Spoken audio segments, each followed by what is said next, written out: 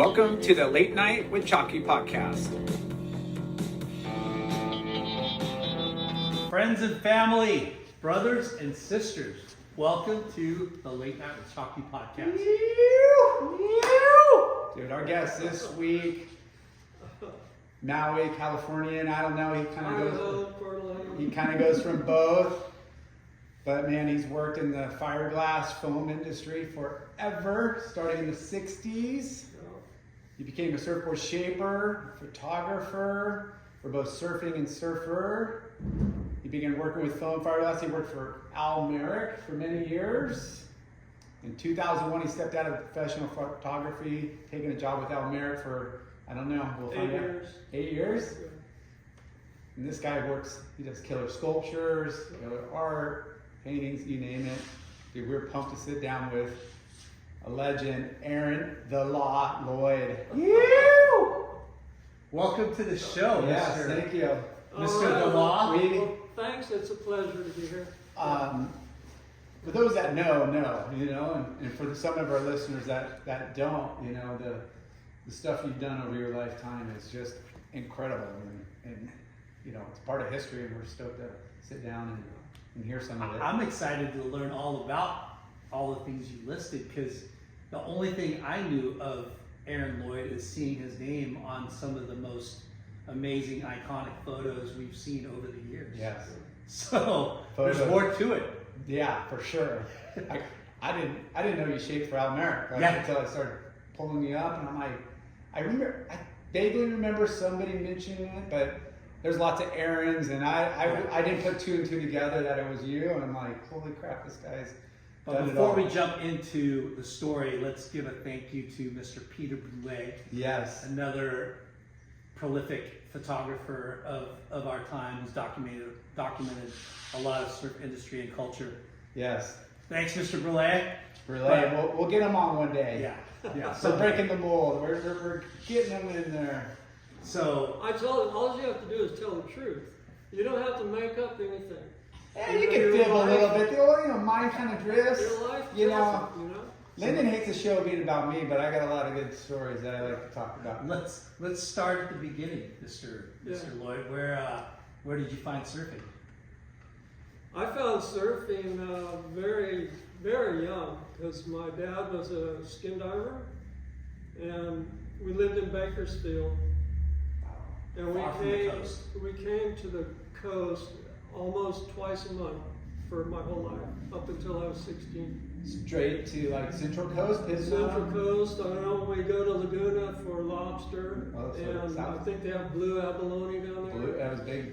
Central Coast, red abalone, more fish on the Central Coast, lingcod. And that. Is it outlawed now, abalone? Like you can't? It's very restricted. Very and I don't know restricted. exactly the law. Because I remember my dad as a kid, like lobster season come around, he'd come back with tails, abalone too, and that was a big thing. And I think it just got fished out, and that's why it's so protected. But Yeah, and I would probably, the first wave riding was Salt Creek on an air mat. There was a guy there back in the 50s. You paid $1 to drive on the beach. wow, to get down the hill there? Down the hill. Guy would put out a cup. My dad put $1 in it. We'd go camp for a week. At Salt Creek. At Salt Creek. Nothing around it. But to the left, I know where Flame shot was. Yeah. There's a jetty. Yep. And he kind of to the right of that, and I think we camped On to that the beach, left. yeah. Yeah. Strands, they call that now. Yeah. So How old were you when you started going down there? I would shoot less than 10. Wow. Yeah. And what did your dad do for a living? Well, he worked at Standard Oil Standard Oil. Company in Bakersfield. Okay. That's why you're in Bakersfield. And then we left Bakersfield when I was 16, and then moved to Nipomo, which is right by Arroyo Grande, Pismo Beach. Yeah. So closer to the ocean. Oh yeah. So 16 years before you got serious about surfing. No, I was serious in Bakersfield. Really? Oh yeah, we had a surf club. We'd tow each other in the canals, and behind the weirs. Do you know what a weir is on on a canal or a stream? No. Well, it's like a dam. Yeah. Yeah, and the And water comes over. You could open it and shut it. No, it was permanent. Oh, permanent. But we could tie a rope to the weir, and on it's all longboard, so we'd be in the current going back and forth, Holding onto a rope? holding onto a rope, and doing our little turns, a little walk. come back. Wait, so you would be in a canal and the water would be rushing through? Yep, Okay. yeah. It's like a little river almost. Yeah, And but it would be dammed so that you would have it, there would actually be ripples and stuff, and then you could tie up to it. That's dedication right there. Yeah. No, I mean, we had a blast, Huh. Whoever got a new surfboard in town would go check it out. It's like, Because Bakersfield is what, like 2.5, 3 hours? well, you gotta remember, this was in the 50s and early 60s. It was a different town. Yeah. When I was growing up, I would ride my bicycle all the way across, right downtown out to Art Park. And now it's just like, there is no downtown, they're just malls, and Yeah. yeah, it was Very built up for sure. totally Everything is. different. But that's a good 2.5, 3 hours to the ocean, right? Yeah. Yeah. Yeah. No, I remember coming through to Laguna and there were no freeways. Yeah. You drove through orange groves. Yeah. So That Did must your, have been such a trip because it would be just Highway 1, right? no, we come over the Grapevine, Mm-hmm. and then I don't know. I mean, I was too young. Yeah. So it's like, yeah. He's in the back playing punch bug with somebody or something, playing some, those those Lunch bug. like those car games where Oh. like you're driving and you're like the Volkswagen bug, you get to. They weren't invented yet. Volkswagen bugs weren't coming over. Every car was out there. No, they weren't, because my dad got one when they first came out. And I That's think so crazy. that was like in '65, and I know they made them before '65, Yeah. but yeah. So your dad loved the ocean, diving. Did he surf at all, or any siblings? I had 2 sisters, and I'm the one that served. Yep. It's like, You're the diehard. yeah. Yeah. And Well, I went diving with my dad. He was like, we made early wetsuits, when the neoprene first came out, and that would have been in the 50s. And he belonged to a diving club, so they would buy, rolls of neoprene make their own suits. and make your own pattern and make your own suit. Like needle stitch yourself, like you just. Well, glue. I don't know Glue. that they sewed, but I know Glue. they just glued them all together. Yeah, because neoprene was pretty. If you nicked it, it would tear pretty easy, right? Yeah. The sleeve. Right. Yeah. So they probably rubber cemented, Uh-huh. glued them together, right? But Yeah, it would be like party night. I'm just a little kid, so there's all these, my dad was a war veteran, Navy, and I would say probably everybody that dove was a veteran, yeah. so. It's crazy because we've interviewed older generations, and we always talk about how gnarly men were back in the day. Yeah. Like they did so much more. Well, yeah. You know what I mean? Like rugged. They fixed their own cars. They scuba dove. They sailed. You they just figured it rode out. Motorcycles. Yeah, they just. built hot rods. You're just like. Well, that was growing up in Bakersfield.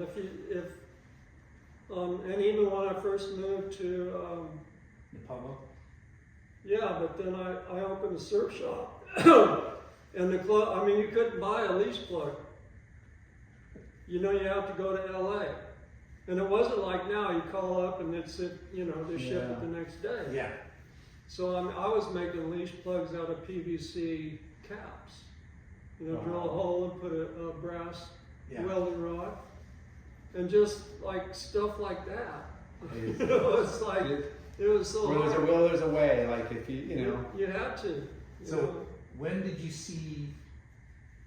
Where did you see surfing first? Like somebody surfing? It would have been Salt Creek, and the first time I ever rode a surfboard was at Doheny, and I can't remember that the surfer's name. He was pretty famous back then, but I was just sitting on the jetty watching this guy surf little rights. I mean, I couldn't even, so it's like, and he came in, and I remember I must have asked him, hey, can I try that out? So, nice. And he let me, and yeah, I went and rode away. Nice. And rubber mats were the thing back then. Yeah, that was, well, my dad would ride, we'd ride, he would ride that too, just playing there at Laguna. So. But Doheny, what a great spot to get introduced to surfing, because it's you could get out, you could paddle out and run out. But well, it had to be easy. Yeah. But like versus like other parts where there's treacherous beach break and a lot of water movement, it's kind of a nice little. Imagine what it looked like before the harbor back then, like when he. Yeah, because that was the 50s. Yeah. Yeah. Way before the harbor, way before any of that. Yeah. So that day was maybe one of the first times you ever tried standing up on a as surfboard. far as I can remember. Yeah. Yeah. And then. You remember the board? What No. 10-0, just No. balsa? No, it was just. But you remember you got hooked. Well, I mean, yeah, because after that, then I wanted a surfboard for myself. Yeah. And I ended up, eventually I got a used Dave Sweet, and then I, even still in Bakersfield, and even in Bakersfield I ordered a Pat Curran signature Nice. Wow. model, which, That would have been the hot model of the time. I don't want to say anything bad, but it was like a bad board. Hey. They don't perform, and I had it, and I was so frustrated because I couldn't nose ride. And if you look at the old boards, they're flat and they're wide in the tail and they go like that.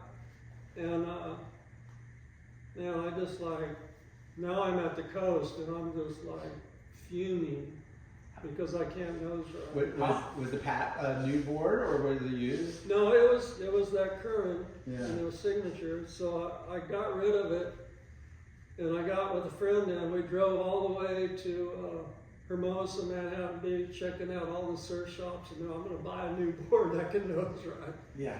And I ended up back in Ventura with a Tom Hale nose rider.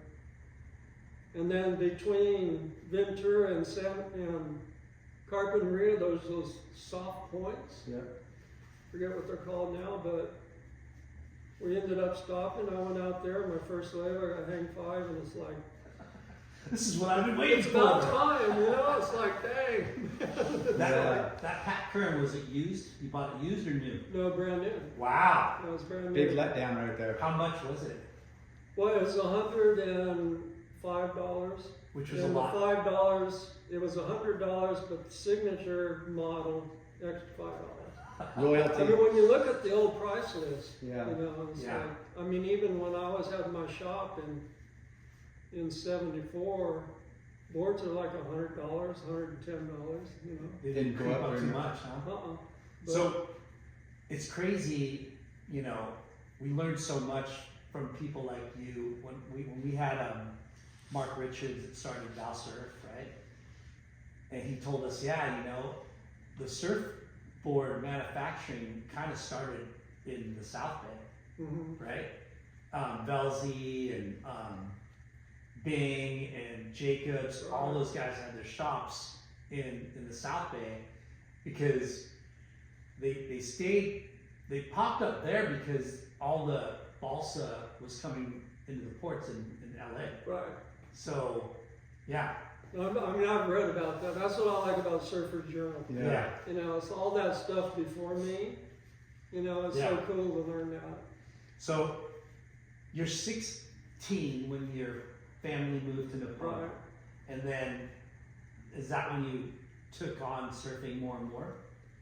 Yeah. Well, then it was like, I'm at the beach now. I'm surfing, Could move down to Salt Creek. It's a little colder up there. Just a little bit colder. Yeah. But It's in good longboard waves, days, yeah. you were out of the water, a lot. Yeah. Were you wearing just beaver tails and I had one, you know, I used that, but most of the time just trunking it, you know. Even in the wintertime. Yeah. Wow. And then, what kind of board shorts? We heard those were kind of hard to get a hold of and expensive too. They were They're too, custom. and I don't even, yeah, I mean, board shorts, I would just wear some kind Jeans. of bathing suit, Things, you yeah. know, because, yeah, I mean, the board shorts they're pretty much Southern California, Yeah. you know, Why? and I, even in my shop, in Central Coast Surfboards, Yep. you know that shop? Yep. Well, they started in San Luis the same time I started mine. What did you call yours? It was just, I don't know, Aaron Surfboards. I think it just said surf shop and I just put my name, Aaron, on the boards. So when did you? But the point is that neither my shop or them weren't selling, like, what's it called, soft goods? Yeah, soft goods. Yeah, it was like surfboards. Yeah. You know, people came there for Dig surfboards and they repair weren't looking. kits, wax, Yeah. leak fins, boards, So like go- really minimal. Back. You're 16. You move to Napomo. You start surfing more and more. Was there a lot of kids surfing at your age? And there was, yeah, in the high school, but it was like, there weren't a lot, you know? A lot of people looking like wanting to be surfers, dressing, acting. Was it kind of a Really thing? more of us in Bakersfield. Yeah, Like that. because we felt like there was, you know, it got to a we point. had to look the part in Bakersfield. Right? Yeah. But no, when I moved to the coast, there was probably, you know, I'm not kidding, there maybe 20 or 30 surfers in that Pismo Beach area. Yeah. Because you knew everybody. Yeah. Everybody that surfed. Yeah, You know? because you're still in high school, right? Yeah, I did my senior year. And being from Bakersfield, it's like I was kind of shunned, you know?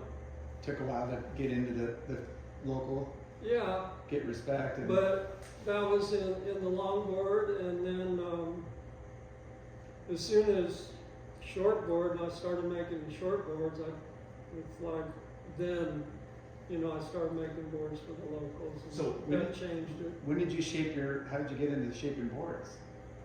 I was without a surfboard. I was living in Long Beach in a trailer park with a friend of mine that was going to Long Beach State. And I was buying those styrofoam pool surfboards. And I was riding those out here at the pier. What? And so this was in '68, and I went into a surf shop in Huntington Beach. And the first short surfboard I saw ever. And I'm looking at it, and I just said, you know, I can do this. How old were you? I must have been 20, 68. I was born in 48. Okay. So I was working at a car wash in Long Beach at the time. So I had enough money that I could buy 2 blanks, Foss foam, and 2 gallons of resin and fiberglass. And then I went back to Napomo and built 2 boards in my dad's garage. And I sold one immediately, and I rode the other one. And then from that, somebody else wanted a board, so you know, it just grew from there. How did you learn? Did you like the glass of board and all, like did you Yeah, just figure it out? Well, I had experience with fiberglass because we had also in Bakersfield a tropical fish hatchery. Mm. So we made big, like 4x8, Tubs. you know, plywood, put 12-inch 1x around it, and then fiberglass it. And then that would hold fish. So I already knew the squeegee, the catalyst, the resin. Okay. So, For making fish tanks. yeah. So between being 16, breaking into a new high school, Yeah.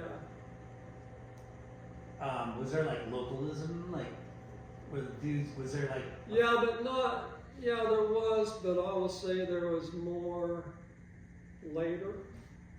you know. Yeah. In the longboard, it was like pretty friendly, you know. Yeah.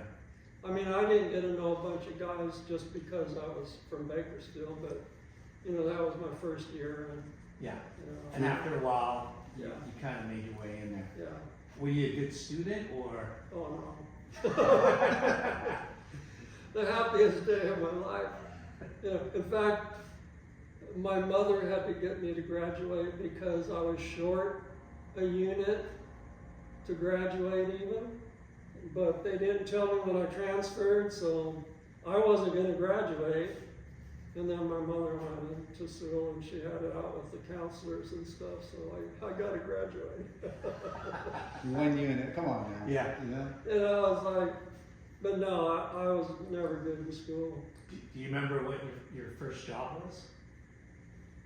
Yeah, I worked in a, well, I worked in a gas station for less than a week because I found a restaurant job I could work at night. So I went from the gas station, I actually got fired because a friend of mine goes in, hey, when Aaron quits his job, can I have it? So I show up to work, right? And then I said, oh no, we don't want you here if you're gonna quit, so. But anyhow, I got a job at a Jocko's restaurant in Pomo, dishwasher. A friend of mine had the same job in a different restaurant. So we'd get off at midnight and, you know, if we knew the swell was big, we would take off and go down to Rincon. And at that time, there was no parking lot, and you could park right on the highway and spend the night. Like I remember I'd just sleep in the gutter, Yeah. you know, and get up in the morning and surf all day, and then Was there a lot of surfers like doing the same thing? yeah. I mean, yeah, there was surf. Yeah, No accommodations close Yeah. by, and Yeah. that's kind of in the middle of nowhere. I could just. It's so hard to imagine. Yeah, you can't imagine now, but yeah, it's like.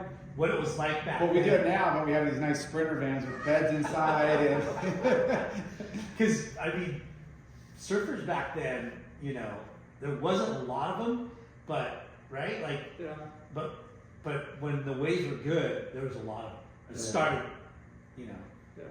it seems like your era is when that's when it started kicking off. No, it was, you know, when I look back, it's like, I'm so glad that I got the end of, that I learned on a longboard, and I appreciate longboard riding, Yeah. you know, and that was like for several years, and then in the shortboard, that was like, it was pretty cool because no one knew. I mean, it doesn't matter if it's Brewer or whoever, they didn't know where to go. You know, we just started going, so fast. you know, and developing as you went. You know, and like for myself, it was like every board I made was different from the last one. You know? Constantly. Because you can learning. feel it, you know what's wrong, you make another one, make an adjustment, and go and go and go. When you were in high school, what kind of music and like trend fashion, like do you remember what people wore? And Yeah, I wore the modest shirts and wingtip shoes. and there is another one, I can't remember that shoe, but it was like, yeah. Wallabies? Huh? No, they were like half black, half brown. Doc They- Martin kind of? Like No, they were hard shoes. hard shoes. Yeah. Well, then you had your, I think, Sperry's, Yep. Yeah. you know? Topsiders? Yeah. And, but I liked the wingtips. Those are cool. Huh. Because we talk about things that were on trend or whatever, Right. and you know, even like Hollywood, right? Like what made surfing popular? You grew up in Right. that. You know, you were a teenager probably when those movies were coming out, like Beach Blanket Yeah. Bingo and Ride the Wild Surf and all that stuff, right? And there's like the James Dean, like Yeah. slick, like, you know, kind of like, you know, Yeah. cool guy, you know, simplistic, Yeah. like, you know. Now, what did you think of those movies being a teenager back then? I didn't like them. Pretty corny. Yeah, and it's like, yeah, they just made surfing look kind of funky. Yeah. you know? Hollywood. Yeah. And I mean, even the Beach Boys, I wasn't a fan. And even surf music, it seems like, Kooky. yeah, I was more of a blues. Yeah. You know, I liked blues early. In fact, the Rose Gardens in Pismo had a lot of blues guys come in. You know, like Jimmy Reed, Lightning Hopkins, all these guys. Yeah. You know, so I would always listen to that. But I was I was a rebellious, you know. So I would even rebel against surfing. Yeah. That's kind of, you know, like I mean, that's how I was. surfing Yeah. kind of gravitated those type of personalities for sure. What about, because you were a teenager when Endless Summer came out, Yeah. and what did you think? Was your mind blown? Yeah. Well, I liked that movie. Yeah. Yeah. That was a real, like, every surfer's dream is like Right. you hear all these exotic places all over the world, Yeah. and now you're finally seeing like guys travel the world and search for these waves, and it kind of resonates with Yeah. almost Uh-huh. every surfer, whether you're a longboarder, shortboarder, or just a Yeah, That- and that was the longboard Yeah. days still. It's crazy because it kind of, the timing of that movie coincided with all the other Hollywood, like, you know, bopper shit, right? Right. And I bet surfers, like real surfers like you, were like, whoa, Endless fucking Summer, like Robert August, Mike Henson, Bruce Brown. Yeah. And, you know, from what we've learned, it kind of made everybody want to be a traveling nomad. You know, like it made you want to like explore the world and start going on surf trips, right? We actually had Dick Metz on the show and interviewed him, and he was pretty much the inspiration to Endless Summer. Hmm. You know, Mhm. so craziest stories on like just traveling down to Panama, like getting down to Panama somehow. Hitchhiking. No map, no, just getting there because he heard there was maybe a boat that like went to Tahiti, Yeah. like, or Fiji. Or it was I like, read it in a magazine that the French Foreign Legion would take you to Tahiti. He wanted to go to Tahiti. Oh, really? Yeah. Yeah. So you're rebellious, Yeah. but you did finish high school, Yeah. and then you said you graduated high school, and then you came down to came down to Long Beach. Yeah. I was playing music. Okay. I know with a couple other people, and then What kind of music? Blues? Yeah. Okay. blues and jug band. You know, What, so what instrument? I played a lot. I played guitar, I played harmonica, I played tub bass, and I played washboard. Hmm. You know, I was the fill-in guy. You know, Did you play the accordion? no. That Nobody played that was shit, next huh? to my list, but then I started making surfboards instead. I'm just giving him a poke because he grew up playing the accordion for like 12 years. 12 years. 12 Well, long I hard played years. Clifton Chenier. I don't know who that is. Yeah. Zydeco from New Orleans. He played the accordion? Yeah. So, Yeah. so you were in a band. Yeah, well, yes, I was. I mean, everybody was in a band. I'll say I was in one of those. Everybody was in a band. Yeah. You know, it's like I actually played with and lived with a superstar, but did not know at the time. You know, because we're all learning and playing. But yeah, and then from there, well, then that's when there's a lot of story in between, but from there I saw the surfboard, and I love to surf. Yeah. You know, I like riding waves. Do you remember what shop you saw that shortboard at? It seemed like it was Soul.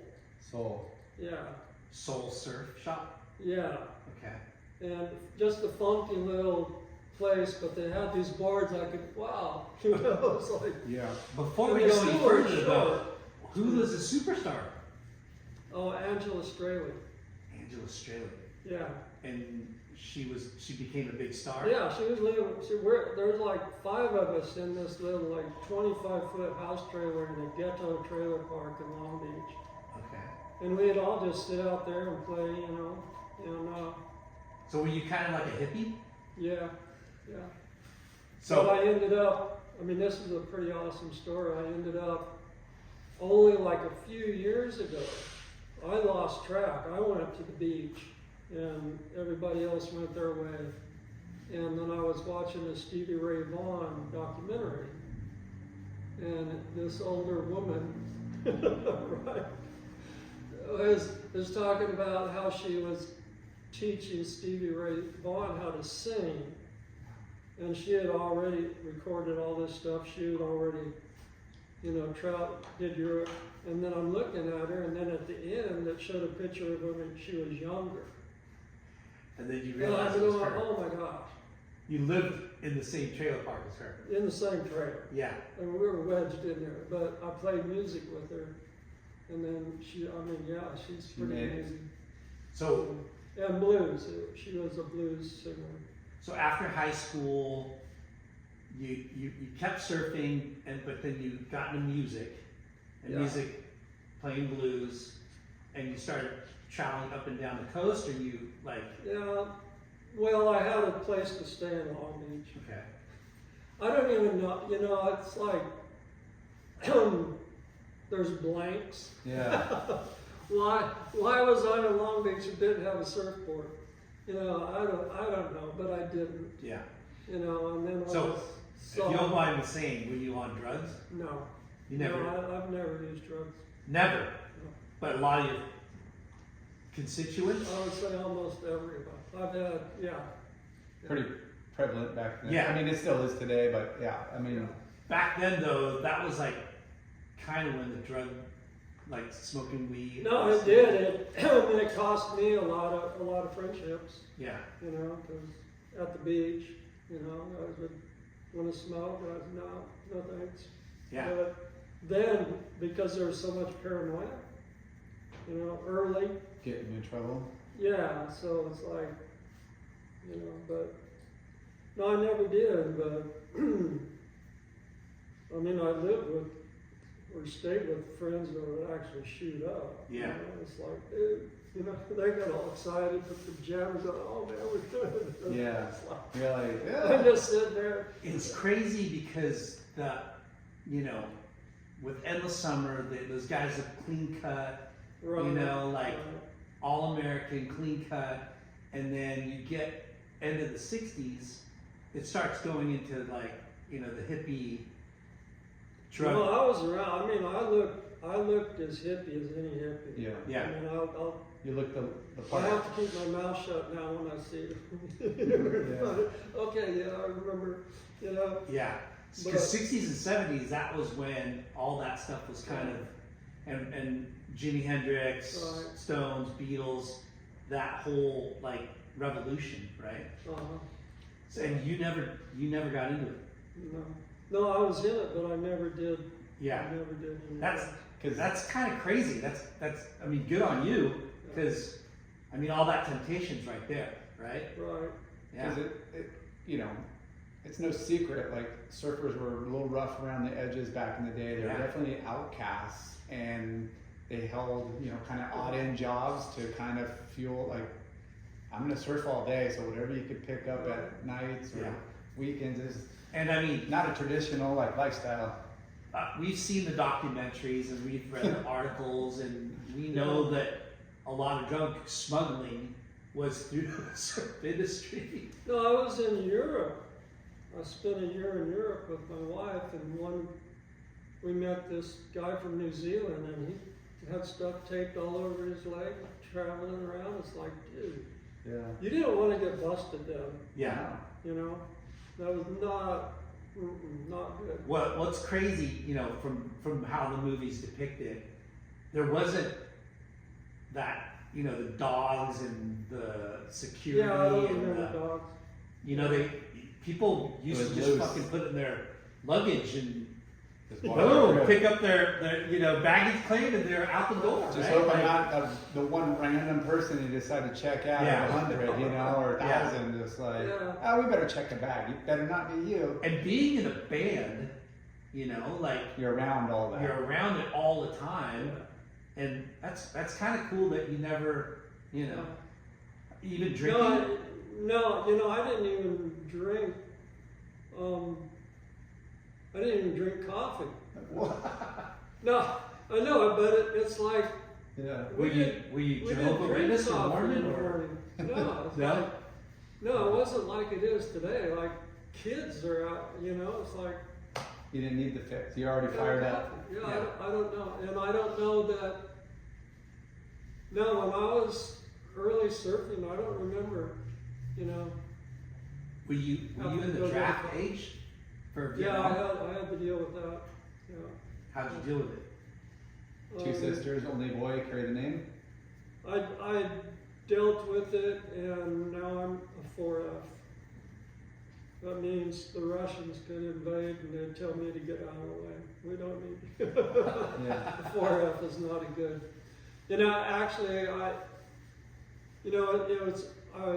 I don't know that I would say it's a regret, but you know, I could have gone in as a medic. Yeah. You know, signed up in medical, which I might do with my mindset, you know, now, or Yeah. you know, but at that time Vietnam it's not very. People was weren't a bad excited deal. to sign Yeah. up for like other It was reasons. a bad deal. Yeah. Yeah. And But you had two sisters, so you legally, you know, weren't required because you're a kid. no, I was 1A for years. Oh. I went down to LA several times to go Wow. through I was drafted more than once. That's crazy.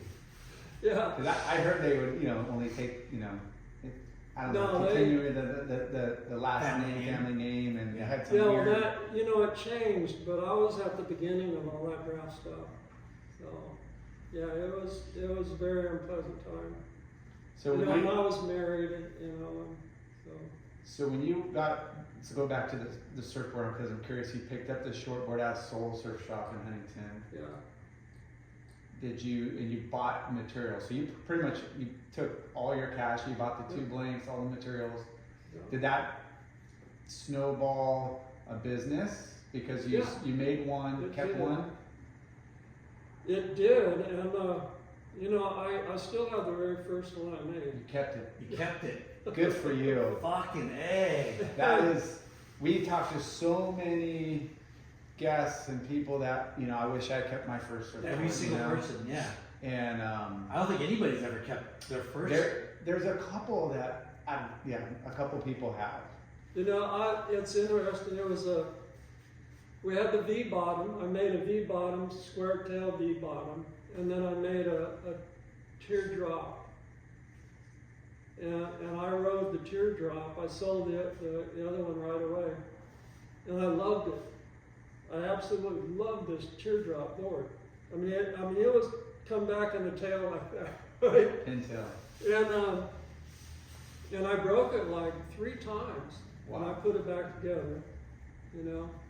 And I was making boards for other, you know, it's just like then I started making for all my friends and then other people. But it was just recently I was telling my son, he shapes boards too. Huh. And I said I was looking at it at my original board, and I was like, wow, that's why it was good, because it was a stringerless, and the tail rocker went like this. So I had that release back there instead of like a pintail is like really stiff. Yeah. Yeah. You know, so I'm looking at it and I'm going, oh, okay, now I know why. Because I kept riding it. I'm making boards and I'm still loving my first. And you broke it 3 times and it kept riding. Yeah, And it was a stringless board. stringerless, yeah. Wow. Were you able to get materials out there, or you have to make the trek down to LA? No, yeah, I drove to Clark Foam and Dick Morales back was a long time ago. He managed, and he would call me when they would get rejects. Put me on the reject chip list. Yeah, Aaron, we got 10. I got 10 down here for you. And a reject would be a little corner popped off at the nose or the tail. Yeah. That was it. You templated it out anyhow. So he knew. And so I was buying blanks for like, I think it was $11 a blank. You know, but he would save 10 and call me, and I'd jump in I had a van, you know, like a truck van, and drive down to Laguna Niguel and pick up blank, turn around and go back home. So did you name your company, your surfboards? It was just Aaron, yeah. Aaron Surfboards. Yeah. And did you come up with like a logo or? I had a circle with my name. I just made a block print out of linoleum block print. Yeah. Made my own. Clean, simple. Yeah, like I said, up there you had to do it. Yeah. You know. There's no like putting an order for laminates or anything. No. You pretty much stamped it yourself. So Right. before we go into your surfboard shaping in the band, did you guys play a bunch of gigs or? The Golden Bear Epic. and then in Santa Cruz the Catalyst up there and I remember a wedding and a couple other things. We did a talent night at the college Long Beach. You know, there was a bar or what, you know. 49ers? A 49ers bar? I don't know, you know, this was a long time ago. Yeah. So we went and did that, but we got booed. No, seriously, because another guy played guitar that everybody knew. And we walk in there, we don't know anybody, right? It's a talent night. So, yeah, we got booed out of there. That's funny. But, Kids want to rock and roll, and you guys are playing blues. How long were you part of that band? oh, that was just like a year. Yeah. You know, we played together a little bit, you know, for years. But, yeah, that was it. Did you guys make money at all now? I think, yeah, we made like maybe $100 or Yeah. something like that. Enough to do a little traveling down the coast and get some surfing. Well, that's the problem. I wasn't surfing. That's why. Oh. Yeah. But I did. I was riding those pool surfboards. You know. Now you can ride a wave, but you can't straighten off because as soon as you straighten off, Slows. they break. Oh, What a trip. But on a wave face, So you're talking the styrofoams? yeah. Yeah, you just buy them at the drugstores, you know. That's where they were. Yeah, that was the '60s. Yeah. Yeah. It's funny, we had this guy, his name's Sid Abruzzi, and he's from the East Coast, legendary East Coast surfer. And he was telling us I think he was in Boston, right? Rhode Island. Sears and Roebuck in the 60s had Duke Hanamoku surfboards. Mm-hmm. How crazy is that? Yeah. In the Sears and Roebuck. Yeah. So, Yeah. Order it at the catalog or go pick it up at the shop. but Yeah. you got styrofoam surfboards at the. Well, they're only like this big, Yeah. you know. So you did that for a year and then moved back up to Napomo and Yeah. started shaping boards. Maybe, yeah. And then, that started then. and you kind of just said, okay, this is what I'm gonna do for a living. Well, it was hard not to. You're getting paid. You know. Yeah. Hey, Aaron, would you make me a board? Oh, sure. You know, give me some money. You know, I always had a deposit, and then I'd make a board. I'd be making another board. And then you didn't have to pick up another job that was enough to kind of keep float. No, that was it. That's That cool. was it. But too, it's like I don't know exactly when it started, but I was also doing custom painting on motorcycles. Mm. You know, so I did a lot of, you know, like that chopper motorcycles and Yeah. stuff. Like on the gas, like mural, or like. The tanks, like guys would rebuild, you know, so they would give me their frame and their tank and fenders,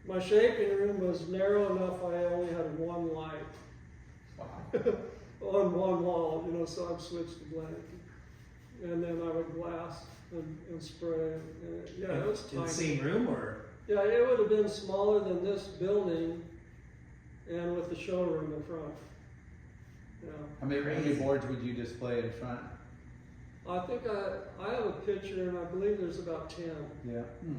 10 boards and yeah, on a rack. And you know, and then they were all like, it's different then because you didn't have the clear resin and cloth that you have now, so there was no free lapping.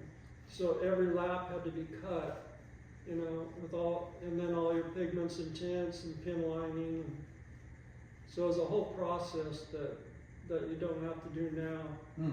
Plus you had to polish, you know, back then you had to polish. Gloss and You know, polish. every Yeah. surf shop, every Yeah. board was polished.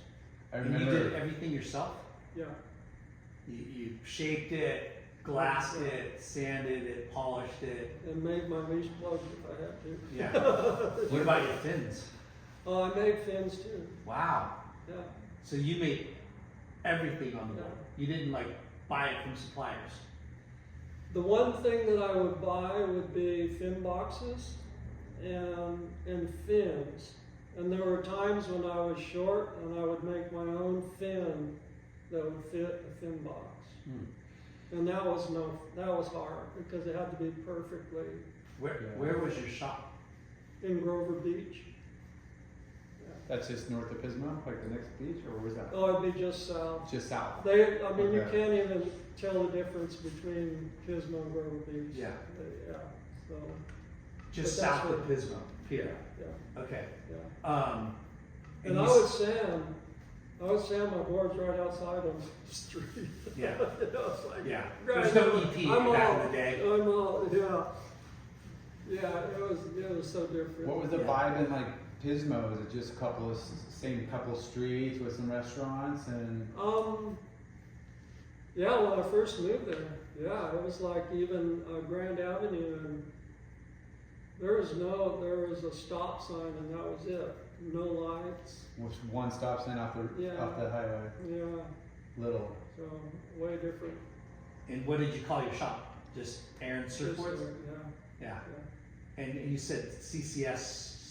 They started, well, what I brought that up for is because at that time, there weren't like soft goods. Yep. It was, people went to a surf shop, buy a surfboard.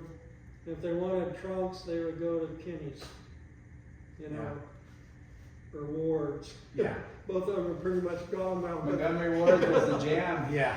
yeah, JC Penney, Montgomery Ward, Sears and Roebuck. yeah, that's where you got them, you know. It's like, you didn't go to a surf shop. Yeah. you know. So, your shop had surfboards and maybe wax or? Yeah, I had wax. Yeah. But that was it. Yeah. Yeah. Was it like paraffin wax and Yeah, I think Sex wax wax? research. wax research? Yeah, Okay. I think that was the early one. And yeah, I'd buy a box of it. Yeah. And I think I might have been able to get that shipped. But I also had friends in Encinitas that I would visit occasionally, and then I could go right there and get stuff.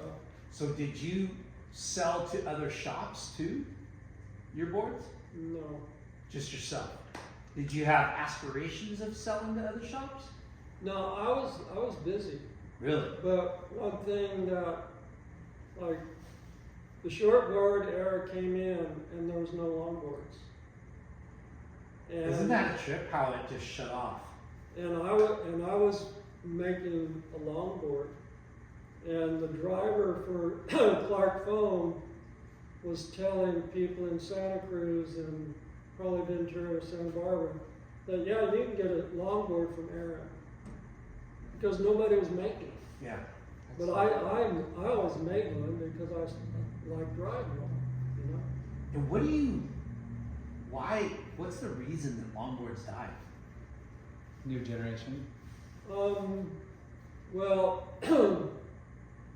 progressive surfing. That's why. And what Well, years was that, you think? 68. 68. Yeah. way earlier than I thought. That's when I saw my first shortboard, and that's when I started shaping. But I think it's kind of unfortunate that longboards terminated, because they've developed since, like, the longboards in '68 compared to like a modern longboard, Yeah. you know. Fin placement, curve, rail, I mean, Everything, just everything everything. like got more fine tuned because they stopped working on the shortboard and they applied it to the longboard. Yeah, so if all those guys just stayed with longboards, I mean, the performance level Was would have dramatically, like a roller coaster, you know what Yeah. that is? It's just like going like this off the white. Yeah. I saw one of those that Mike Doyle did one at Pismo. That was radical. Yeah. That was radical. Yeah. It was Aggressive. like, wow, Yeah. I'm gonna learn how to do that. Was there any other shapers in your area? Yeah, they came up after me, Yep. but yeah, there was a couple others, and wallboards, they're still there now. You know, PJ Wall, Yeah. and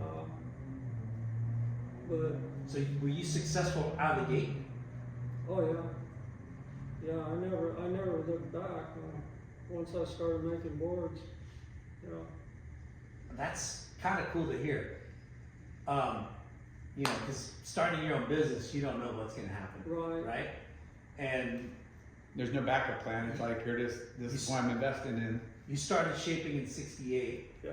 and then progressed. 1974. Hey, I gotta freaking have up my own storefront. Yeah, that was, but that was short-lived, because I was in Europe, I guess '72 for a year, and I met, I actually shaped boards in Spain, and then What brought you out there? just Surf. chasing waves. Yeah, Like like the summer when it's all killer. they have good waves there in North Spain. Yeah. Yeah. Yeah. But so I was shaping boards there, and then you meet people when you travel. Yeah. And so I ended up going up to England, and then I met the guys at Tiki International, and you know, there was an opportunity for me to work there. But I came back and opened up that shop, and for whatever reason, just, you know, my wife and I decided, or probably I decided, you know, let's move to England. I'll shape for Tiki. And so we went to England, but I didn't shape for them. I started my own company. And then I was taking boards to Ireland. And so all the Irish surfers were calling my friend in London, hey, can you have Aaron make us a board? So I was doing back and forth trips from North Devon Wow. to Okay. Ireland. So you opened up in '74 and then shut it down. Probably, yeah. I probably had it over a year, but maybe not much more than that. Wow. Yeah. And why England? Well, I was. Not the weather. I had a plan, you know. I had my plans. When I say my plans, they were like, you know, I'm not really thinking family. I have a new son, and so I went there and I started making boards and selling them in Ireland. More lucrative than home. Yeah, it was. I was making bank again. It's like, yeah. So, but anyhow, Can my I plan. ask you what, like, why England? Because you saw a big Well, okay, opportunity, or you like the weather, No. you like the culture? When we were there on our first trip at the end of our year, we went to Croy Bay in North Devon, and it was going off, and we're all, dang, man. I even went to a surf shop and bought a used board and to surf, and then meeting the people at Tiki. You know, I'm from California, so it's kind of a cool thing. Yeah.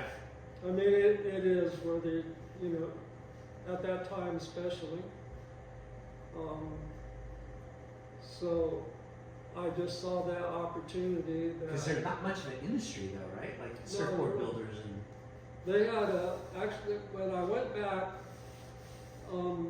there was another Cream Honey surfboards, and Richard Harvey. I don't know if you ever heard of him, but he was an Australian champion. Really good surfer. So he was shaping for them, and they had another guy, like I could have started with Tiki, but it wasn't like I would be doing that much. So a friend of mine was making boards in a Quonset hut there at a car park. So he said, hey, come in here and make boards if you want. So I just started making them there in the Quonset hut and selling them. And we'd drive the Volkswagen van to the beach on the weekends. I'd stack boards up. You just sold them out of the van? Sold them out that. Went to Ireland, and I ended up winning a contest there. They had an international contest, and then all the surfers, they wanted boards from me. I want the guy on the board that guy's winning heats on. The surfer shaper? Yeah. And they can get them custom made because they could call my friend that was a barrister in London, and then he would tell me what to do, and I'd do them. And I'd get, like in a couple of weeks, we'd go back up to Ireland, and I'd always have a couple extras too. So, it's great, like, you know, obviously surfers stand out with traveling with like boards and stuff, but like such good bargaining and like ice breaking. Yeah. Like, you know, like wherever you go, like you said, everybody's friendly. Oh, you surf. It's just It's from California. Very exotic too, you know? Yeah. Easy to sell. So there's a thriving surf scene over there. Yeah. And it was like. and you just had a kid. Yeah, he turned 1 year old when we were in England. And was your wife kicking and screaming to live there? Well, yeah, we had issues, you know. Yeah. Like my plan was, okay, well, we'll do this and then we'll go to South Africa. I want to ride Jeffers Bay, you know. But we ended up just coming back to California, and we ended up, I actually got a job in a body shop to try and hold the marriage together, you know. Grew up, real man, you know, real job. Yeah, but Body shop. So but before we get into that, so you're over there in England, and you would go to Ireland and make boards or send boards over there. Is it just a ferry ride from England? Or? Yeah, we would drive up into Scotland, and then you'd get on a ferry and take it across, and then you'd end up in North Ireland. There's two countries on that big block of island. And North Ireland was where all the conflict was, you know. I mean, you drive, as soon as you get off the ferry, there's machine guns and the army, all these guys. You drive down barricaded streets and you see churches burn out. And, so you have to drive through? You have to drive through North Ireland. Yeah. That sucked. Yeah, well, it was interesting. Yeah. And it's winter time. Is it winter time or? No, it was summer. Okay. Yeah. And was the water warm? Yeah. And good waves? Oh yeah. What is warm? Can you define warm? It was warmer. It was warmer than Pismo. Yeah. Which is, it's when you look at it on the map, it's like really they get high up, but they get that eastern. Yeah. You so know. how long did you guys live over there for? We weren't there for a year, you know, on that trip because, we weren't. My wife and I weren't doing that well. Yeah. You know, and it ended up getting a divorce. So you moved back to California. Yeah. Back to Napomo, back to Bakersfield, or? No, we had a house in Pismo. Okay. You know, and you worked at a body shop? yeah, then I got a job in a body shop, and then I ended up leaving that, because then we got divorced, and then I ended up living in a body shop in San Luis Obispo. I managed a custom body shop. So all we did there was custom cars. You know, so that helped me, you know, too, with like, I'm stuck in this shop. So, you know, after hours, I'm just old fenders, I'm learning how to pinstripe and spray stuff, so, you know. And how long do you do that for? I was probably there for 6 months, maybe longer, you know, it's Yeah. like, it's all way back there. But when I left there, then I went back to Napomo. My parents had, you know, they had an acre lot with their house, so I built a building.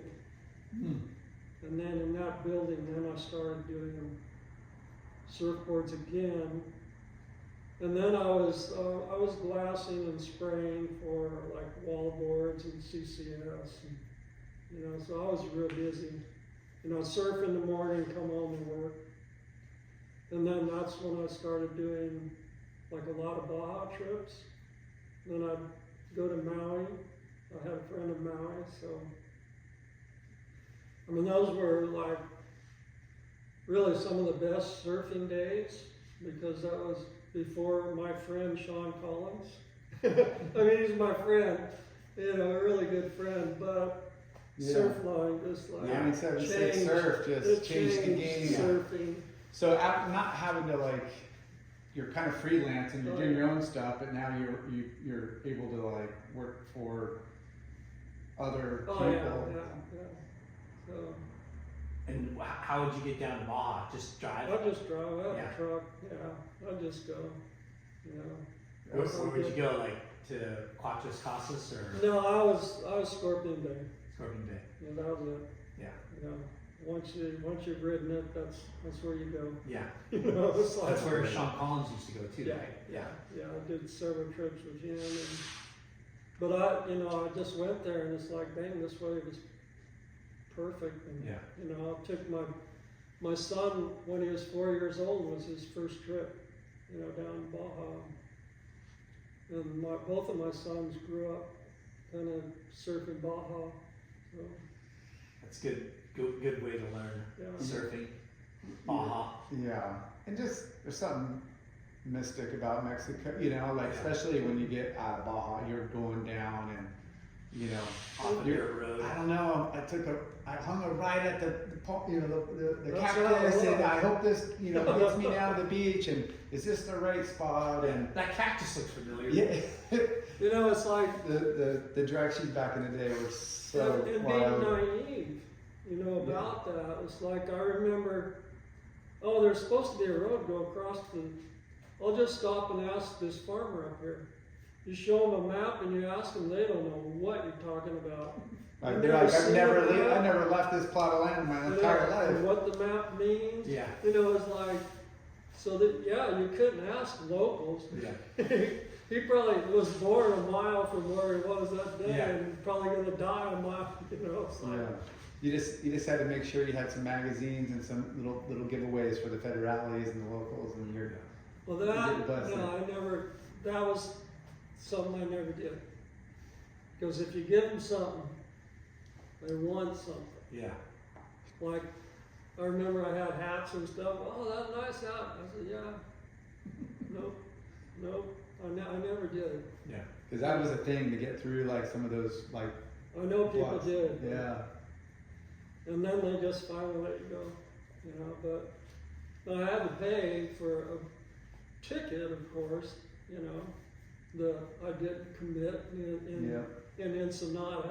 Yeah. But I went back to the police department before I paid them too, Yeah. you know, and they're just, I'll give them $20 and that's fine, go ahead. You know. Yeah.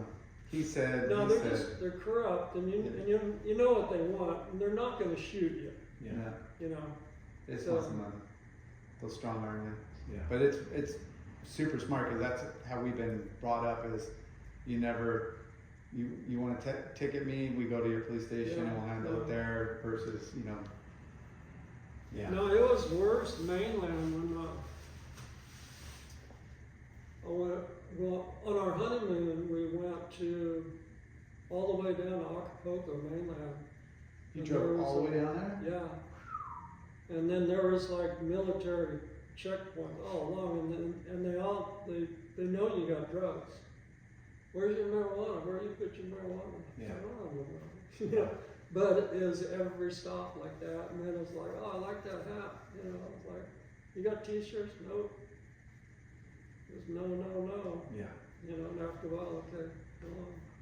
So you've got your own building shaping on your parents' lot. Then what did you get into? Like, what were you doing for work? That was it. Yeah. And then No, I would, yeah. And then you were just selling boards out of there? You didn't open up another shop? No, I never did open up another shop. Okay. No, I was plenty busy. Yeah, because people knew me already. Yeah. You know, and like by then there was like wall boards became more popular. He actually had a shop. Are we talking 80s now? Yeah. Yeah. Late 70s, early 80s, and so yeah, I had, and then I was pinstriping too, and it's like I would pinstripe for some different car lots, brand new cars. You know, so I go in there in the morning and do 4 cars. I tell them I have to do 4 cars. And if you want me to come, I need work for 4 cars to make it worthwhile. Yeah. So, Smart. and that was like, I mean, it's still in the 70s and early 80s. You know, I was charging like $40 a car just, you know, for lines on the side, and I'd be done in 2 hours. You know, so it's Would the dealership hire you to like Yeah. to showcase like some models on the floor, or would customers ask? No, they would see if they pay me $40, then they can tell the customer is $100. Yeah. But I'll tell you what, we'll knock 60 off. You know, as Yeah. part of their Selling. Spiel. what they do. And then Yeah. I did a lot of, was it 240Zs? Those are Yeah. hot. Yeah, when they first came out, I was. Were they Datsuns or I think so. the Mazda 240Z? Mazda? No, they were Datsun. Datsun. Yeah. Datsun. Yeah. 240, 280. Datsun trucks. They looked like almost like Jaguars, right? They were cool. Yeah. Yeah. But on those, I would actually paint like big bands, you know, down the side, maybe like Yeah. and up or whatever. No. But yeah, they'd just call me and say, "Hey, we got a car for you," and I said, "Okay, I'll come get it." You know. And you mentioned you This guy can make Maui money. a lot. Yeah. And why Maui and not?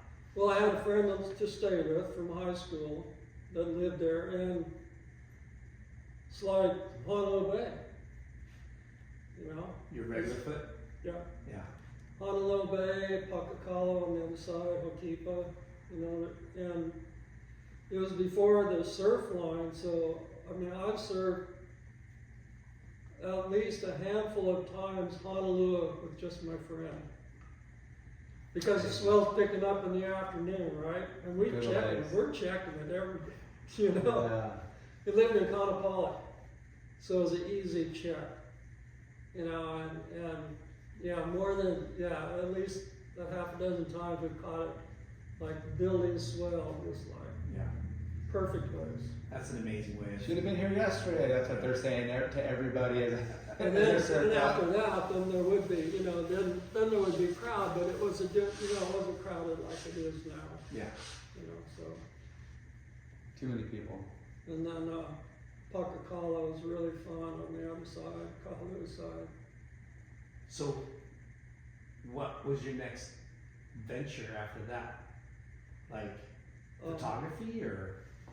Well, photography was, I never really, like all the photographers I know took a class or learned how to take pictures. But I didn't have an interest until I had my son, Gabriel. And then I wanted baby pictures. If you have kids, right, you want pictures. Yeah. You want to document. And that, I mean, that's why I got a camera, you know, to take pictures of my son. And so a guy came in my surf shop with it was a Canon, and it had a 50mm lens on the body and a 200 millimeter lens. You know, they're both fixed lens. And what I mean by that is they don't zoom. You know, it's a 200, that's it. You know, and a 50, that's it. And so that was in 74. So I would take, you know, I'd surf in the morning and then maybe I'd take a couple pictures, you know, off the pier. But what happened is that we went back to England and then I started my business, you know, over there, and I would take lineup shots of Loyd and in Ireland, and so when I got back, I remember I was probably getting blanks at Clark Foam, and Dick Morales, the manager then, hey, you should call Surfer. And I think he called, maybe I called, but they said, I told them, well, I've been to Europe, have some pictures. No, we're not interested. And I've talked to Divine about that since, and he said, oh yeah, we're probably stoned, we didn't care. Yeah. And so, anyhow, then I called Larry at Surfing, and he said, oh sure, bring them by, we'll take a look at them. And so they ended up running like 4 or 5 of the pictures that I took. From England. From England and Ireland. And then I developed a relationship with Larry. You know, and he knew I was going, you know, I'd tell him I'm going to Baja, I'd stop by at the magazine, he'd give me 10 rolls of film, oh, go ahead, you know, whatever. And so that would have been, I'll say 76 maybe. Okay. So we had a relationship, you know, and we knew each other. Yeah. You know, and I'd send him pictures once in a while. What would they pay you for like a picture mag?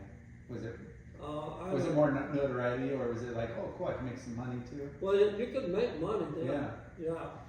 But I wasn't getting major shots. No. Because I, you know. You're getting those scenic, like scenery, I was getting fillers. good shots. I actually got a page and a half of Maui. You know, I was over there on an early trip and just saw the wave through some palm trees. And so they ran that pretty big. But yeah, there was nothing. And then in 82, I was on a surf trip down to Scorpion Bay in the winter, and it just turned 83. And then I got in a car accident in Baja. Ooh. And so I was in Baja for 4 days before I got flown out. But Flying Samaritans came down and picked me up. And so I went and ended up at Cotty's Hospital in Santa Barbara. And my hip, part of my ball was sheared off, 40% of the ball on my femur, and then my hip was broken too. A part was fragmented off my hip. You were in a car accident? We had a head-on collision. Oh my God. And were you the driver? no. No seatbelts? Well, you know what? I wear seatbelts, and I'm pro seatbelt, but I didn't have a seatbelt on. If I had a seatbelt on, I would have died. Because it came right through. I saw the truck coming, so I was able to get down. You know, Dude. I couldn't have done that with the safety belt. You know, but consequently, my knee went into the floor, and that's the impact. Took the brunt there and it damaged the hip. Yeah. What year? 83? That would have been like early, like probably in January '83. Yeah. Wow. Yeah. So then I'm in the hospital for 6 weeks, and then when I get out, I'm on crutches for a year. Yeah.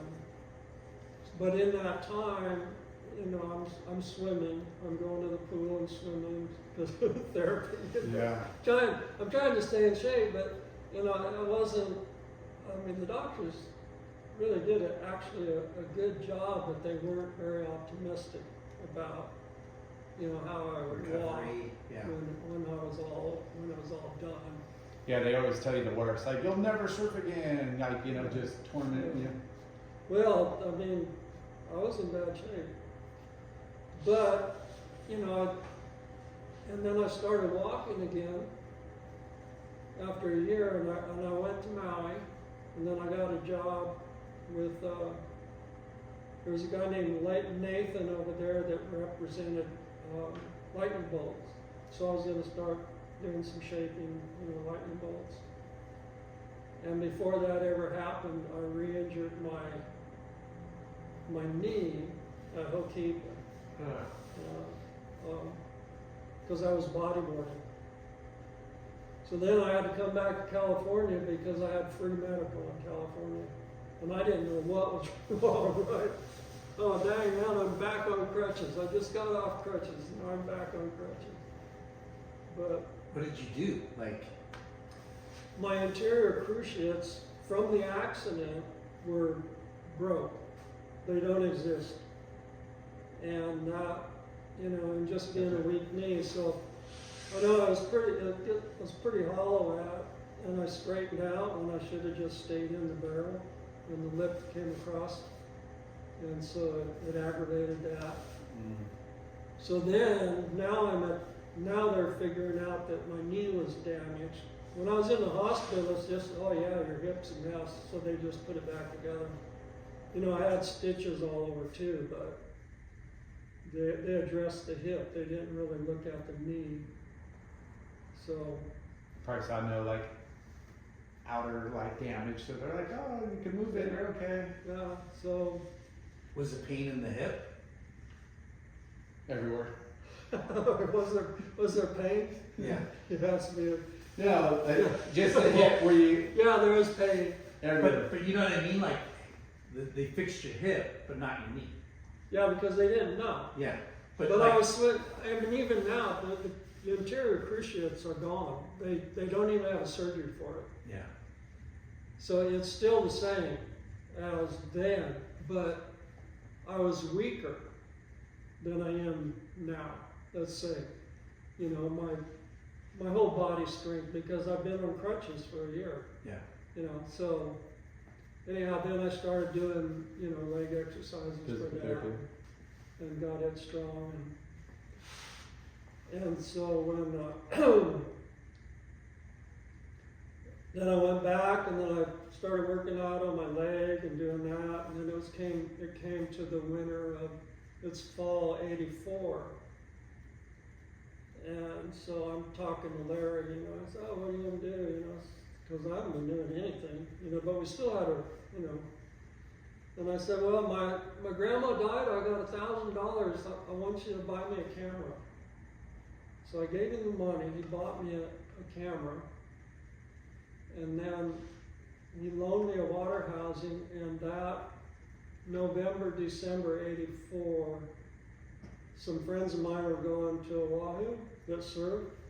So I said, yeah, I'll go, you know, just, so I... to swim in the ocean, yeah. take water shots. And they had a little apartment right across the street from Sunset. I don't even know if it's there now. I think there's a parking lot there now, but Yeah. it was right across there. And so we just, you know, like, I just get in the water and swim out at Sunset, take pictures. And I just swam, you know. And so I think Larry, and he might have given me like 10 rolls. I don't know if he gave me a block. A block is 20. And they had the whole surfing magazine crew staying in their house. And, you know, I paid for my own flight, my own house, everything. But, and then when I got back, and then, like in January, Larry calls me and says, hey, you got the cover What? and the pull-out poster and a bunch of fill shots. Holy smokes, was he blown away? I'm sure you're... Well, I'm just like, oh, cool. Now, we kind of got up, I'm serious, I kind of got up, you know, we could change it. But I said, well, you know, I'm just like, I was thankful just to be out in the ocean. So wait, you know. who were your friends that invited you on this trip? A pro surfer would have been Jeff Bucknam, Okay. and then other guys from Pismo. They're just all like local surfers. Okay. Guys that I knew and made boards for and stuff. But and then he says, "Alan, you want a job?" So I said, "Well, sure," because I wasn't doing anything. Yeah. You know? Because you weren't shaping? I wasn't doing anything then. Yeah. Because you were kind of, I was just like recovering from, yeah. yeah. Did Flint give you like a tutorial on the new camera, or any tips, or like some strategy? He probably did, but it was a F1, a Canon F1 with a speed finder, a sports finder, and it had a clear, what do you call it? Filter? No, it didn't have the bars. Focusing screen. A clear focusing screen. So it was like, if it's blurry, it's blurry. You know, so I mean, you don't match up bars or anything like that. And he loaned me one of his housings, and that's what I took all those pictures on. And then that next season, I had a housing built for that. Okay. You come back from Hawaii that January, and Flame says you have the cover and a double-page spread. No, poster. Poster. Sean Thompson, Instinct. Is the poster? Yeah. And what was the cover? Tom Curran. Tom Curran on the cover, and Yeah, I think Peter sent you that. yeah. Yeah, that was the cover shot. Tom Curran coming, like inside sunset. And when you take these photos, do you remember them? I do some, yeah. Like when you're in the water, right? Yeah. Do you like go, oh fuck, that's gonna be a good one? I didn't know that early. Yeah, No, that's something you learn later. yeah. But yeah, like the Tom Curran cover shot, I remember because I was actually out shooting backyards. It was small. And I got a shot of Aki doing a backside lift. And then I'm swimming back, I'm going in, and I'm swimming across the bowl at sunset. And just Tom Curran, I don't know where he was surfing, but a wave came through and I'm swimming in and he caught that wave and I took that picture. And the rest is history. Yeah. So those two shots, Flame asked you to be like a Staff photographer. Yeah. Okay. Yeah. Like, hey, you're on payroll. We're gonna send you around, or at least go to Hawaii. And No, it was like, you know, I do a testimony of that. As a Christian, I do slideshow testimony, and that's part of it because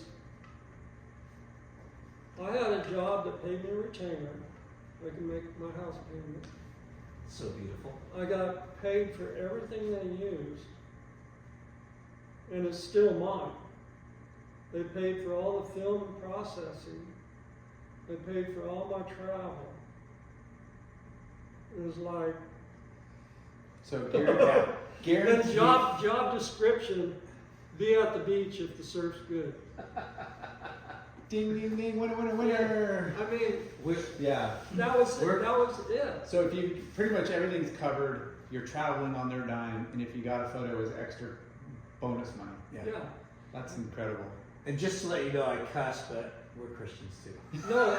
That's, We, sorry for he cusses a lot more than I do. But Shut up, sometimes dude. we get You really cuss. excited. Well, I mean, I take a slideshow and I present that and I tell them just what I told you, you know, so I have a life, you know, but my life came to an end without Jesus. Yeah. And then I was saved. Yeah. Love it. Amen. I love it.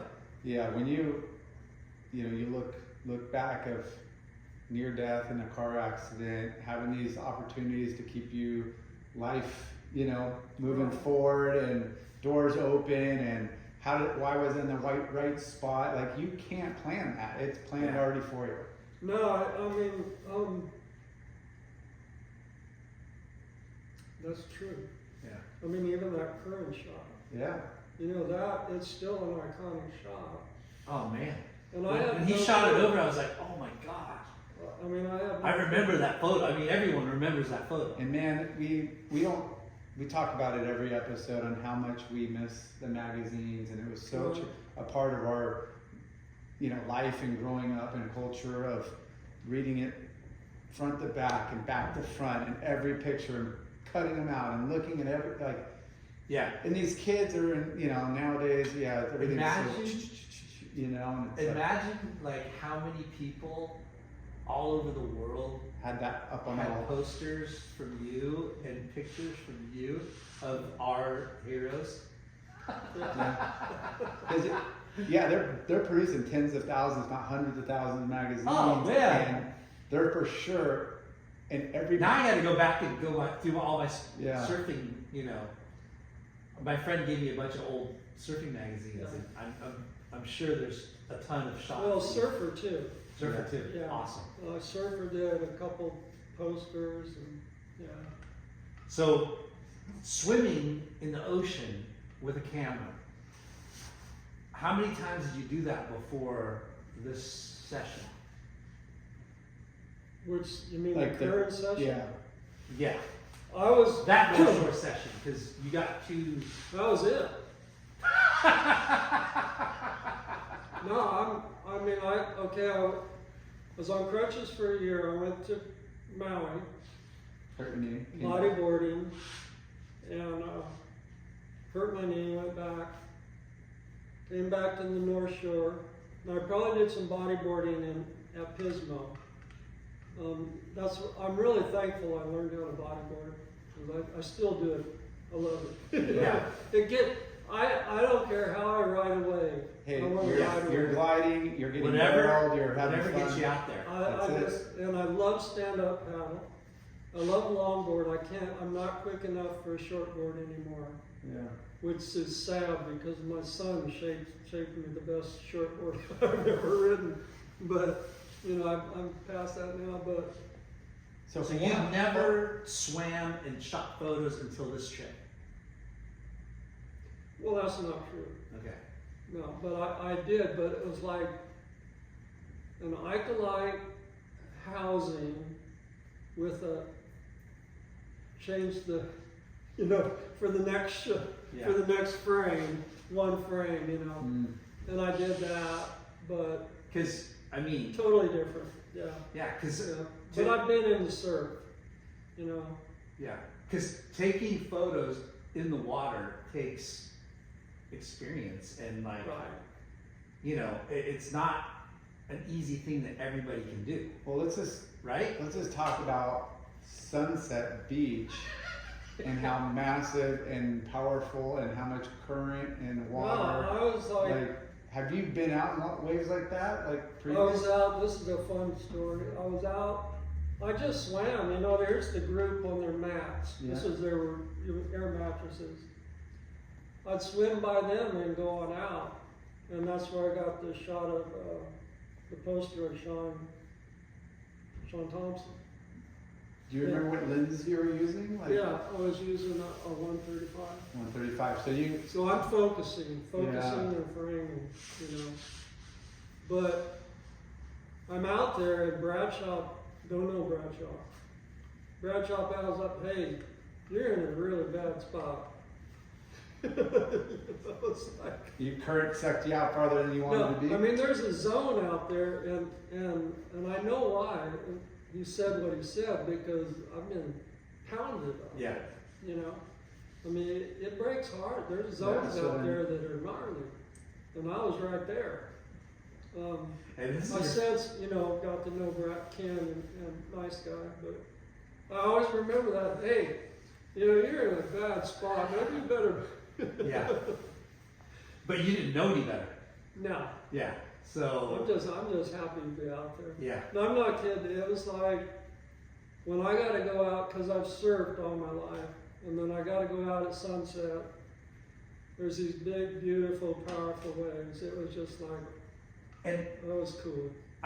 the picture that I have that you shot, he's wearing a jersey, a contest jersey, or no? No, Okay. not the current. It's a Hyderlight one then maybe. Because it looks like a jersey. Like he's wearing a tank top. Which shot? I have it right here. There's a Pat O'Connell from Samoa, and that was a surfer cover. But yeah, I mean, you know, for the people that listen to this, it's like taking pictures with that type of camera and in the ocean. You know, you're free. You're pretty much. You're not on a raft. You're not on a boogie board. You're swimming. Right. Right. Yeah. And you just have fins on, and you're your own tripod. It's a in lot the of ocean. lot of variables. Yeah, a lot of. Yeah, no, you know, I had to, there was a learning curve that I went through in the next couple seasons. You know, and just how you have to hold yourself, you know, because I remember one shot that it was kind of like a heartbreaker. I had another shot of, it was Sean Thompson again, and it was blurred. Mm. And I was like, it was You were perfect. it was, Everything was there, but it was, and I'm looking at it, and I could see something sharp. So I knew that I got it sharp, but so I have to brace myself. ugh. You know what I mean? Yeah. But it's like when you're in the wave face and you're trying to take a picture and it's trying to pitch you, you know, or it's trying to break on your head, it's like there's a lot happening, Very much so. you know, and it's like I also learned that I ended up taking pictures at off the wall and pipe, like, okay, I'm gonna get pounded. Now I can either get the shot or I can just dive and I'm still gonna get pounded. Right. So then it's like a commitment. Okay, I'm hanging in there for the shot. I know I'm in the wrong spot, but if I'm gonna get pounded, I might as well get a shot. You're gonna get pounded there. And when I see those slides, I know what's gonna happen. It's like, because I have some of Derek Ho, and I know, I hung in there, I got the shot, but man, I got work. So when you're on retainer, right? Do you still get paid extra when you get a shot? Yeah, he said that. Yeah. All travel's paid for. He gets paid. His Oh, it was retainer, like- everything's covered. So like cover shot, Yeah. how much do you get paid? If I remember, was it 500 or 750? 500. 500 for cover. And maybe it was 750 for poster or something. Because there's an ad paying. You get paid. But like the Pat O'Connell, I got a shot of Pat O'Connell, cover shot Samoa, and then Rusty bought it. And that's where the money is. So that was like $2,600. And then Surfer Magazine made a poster of it. So that was another $750. Plus I got the $500 for the cover. Yeah. So it could get pretty lucrative. Yeah. Yeah. Yeah. When you get on a roll. So that one shot, and it's like my philosophy with cameras and equipment is you buy new because one shot can pay for all of it. Yeah. So that one shot of him pretty much paid for all my equipment. And it gets updated equipment quite often, right? They're coming out with new models every couple years. Yeah, but I pretty much had what I Needed. wanted, and I just stuck with it. The only thing that really updated was flash photography, and the T90 with its flash was really good for taking, like just a portrait right now. If I want to take a picture of you, I'd use the T90. Yeah. And I ended up doing a lot of, what I had to do too is just not surf because I traveled. So then I had to have lineup shots, I had to have, local environment shots, I had, Yeah. the whole works. I had to have a beach shot and a water shot. You just can't go in the water. Yeah. And so I had to have the whole package. So when you started working for surfing, Yeah. they would send you on trips, and you'd have like a little checklist of things that you needed to cover. Well, it's kind of, I knew. Yeah. Yeah, and even I worked for Peter. He was editor at Bodyboarding, so I did a lot of trips for him. But yeah, you have to have a package. Yeah. You know, you want. Now, Gotta be well how, versatile.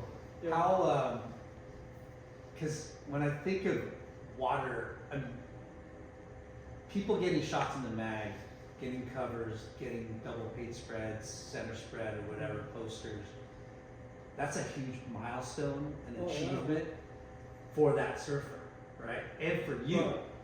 And it's, so are these guys like, you know, I know Jay would call photographers and, you know, hey, where are you gonna be, or we're gonna be here. Was that happening with you? Not so much, because I was still would go to Pismo. And then at that time, and you probably know Jay, is Newport Yep. was a happening. Big time. So I would stay with Peter. We go to Newport. All the guys from Hawaii, right, show up at Newport in the Yeah. summer. It's like, yeah. So Yeah, Studio 54. Yeah. yep. You get the jetty angle, Yeah. just coming right in with the camera. And Salt Creek, right? Like those were the. I never did. That's Flame's zone, dude. Yeah. You can't, You just can't- step on his toe. You can't poach on Flame Zone. I got upset with him once because he didn't take a picture of me. He's did down the- at Gravels. I did the maneuver right. No, on the surfboard. Oh, you're surfing. Right in front of. I was right in the right spot. Oh, I didn't know what you were going to do. But I know he just wasn't going to shoot Yeah. because he had his other guys out. You got 36 frames, you know. He's not going to use a picture of me. Yeah. I mean, that's the way it was. I mean, how many times people would pile by at Pipe, Sunset, hey, if you get a picture of me, I'll buy it. I'm not going to take the picture because, you know, Kerr and Brock Little, these guys are out. Those are the guys I'm going to shoot, Yeah. you know.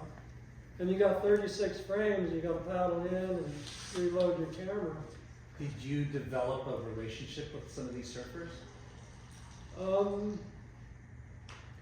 You know, I'll say yes and no. Like, long-time friendships, not really. But if you see them again, it's cool. Yeah. You know, but it's not like, yeah, you know. And then, like, when digital happened, I think I got film in 2001 from Surfer, or maybe from Larry, because then I was like, I was offered a job at Channel Islands to shape, and I said, well, you know, I kind of got a job already. You know, I'm a photographer. Yeah. But I was also going into digital, and I wasn't into the computer stuff, you know. So I said, well, I'll try it. I'll come down, you know, go down to the factory and shape for a little bit, see if I wanted to do it or not. But by the time I went down to shape, I made, you know what, I'm just going to do that. And I called Surfer and said, you know, I'm going to quit taking pictures. Well, do you want to do half retainer and be available?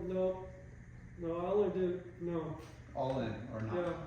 So I ended up, you know, shaping for Al for like 4 years.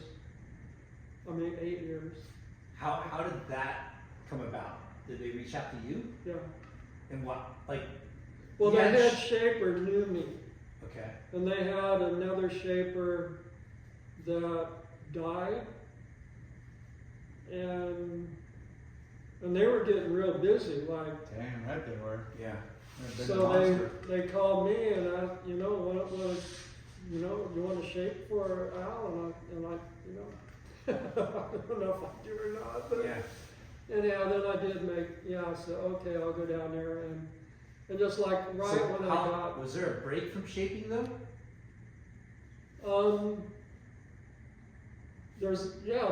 but I would shape for my son, and I would shape my surfboards all the time. You know, when I'm back in the summer I would go to Wallboard, PJ's, shape your room, and I'd make myself a board, or make a board for my son, or I'd make Peter a So you couple didn't boards. you didn't quit or stop No, I shaping? didn't, but yeah, but okay, I might do like 5 a year, 6 a year, something Yeah. like that. Yeah. So And how long was the photographer career? How long did that last? that was about almost 20 years. Oh shit. Yeah, Okay. yeah, from '84 to 2001.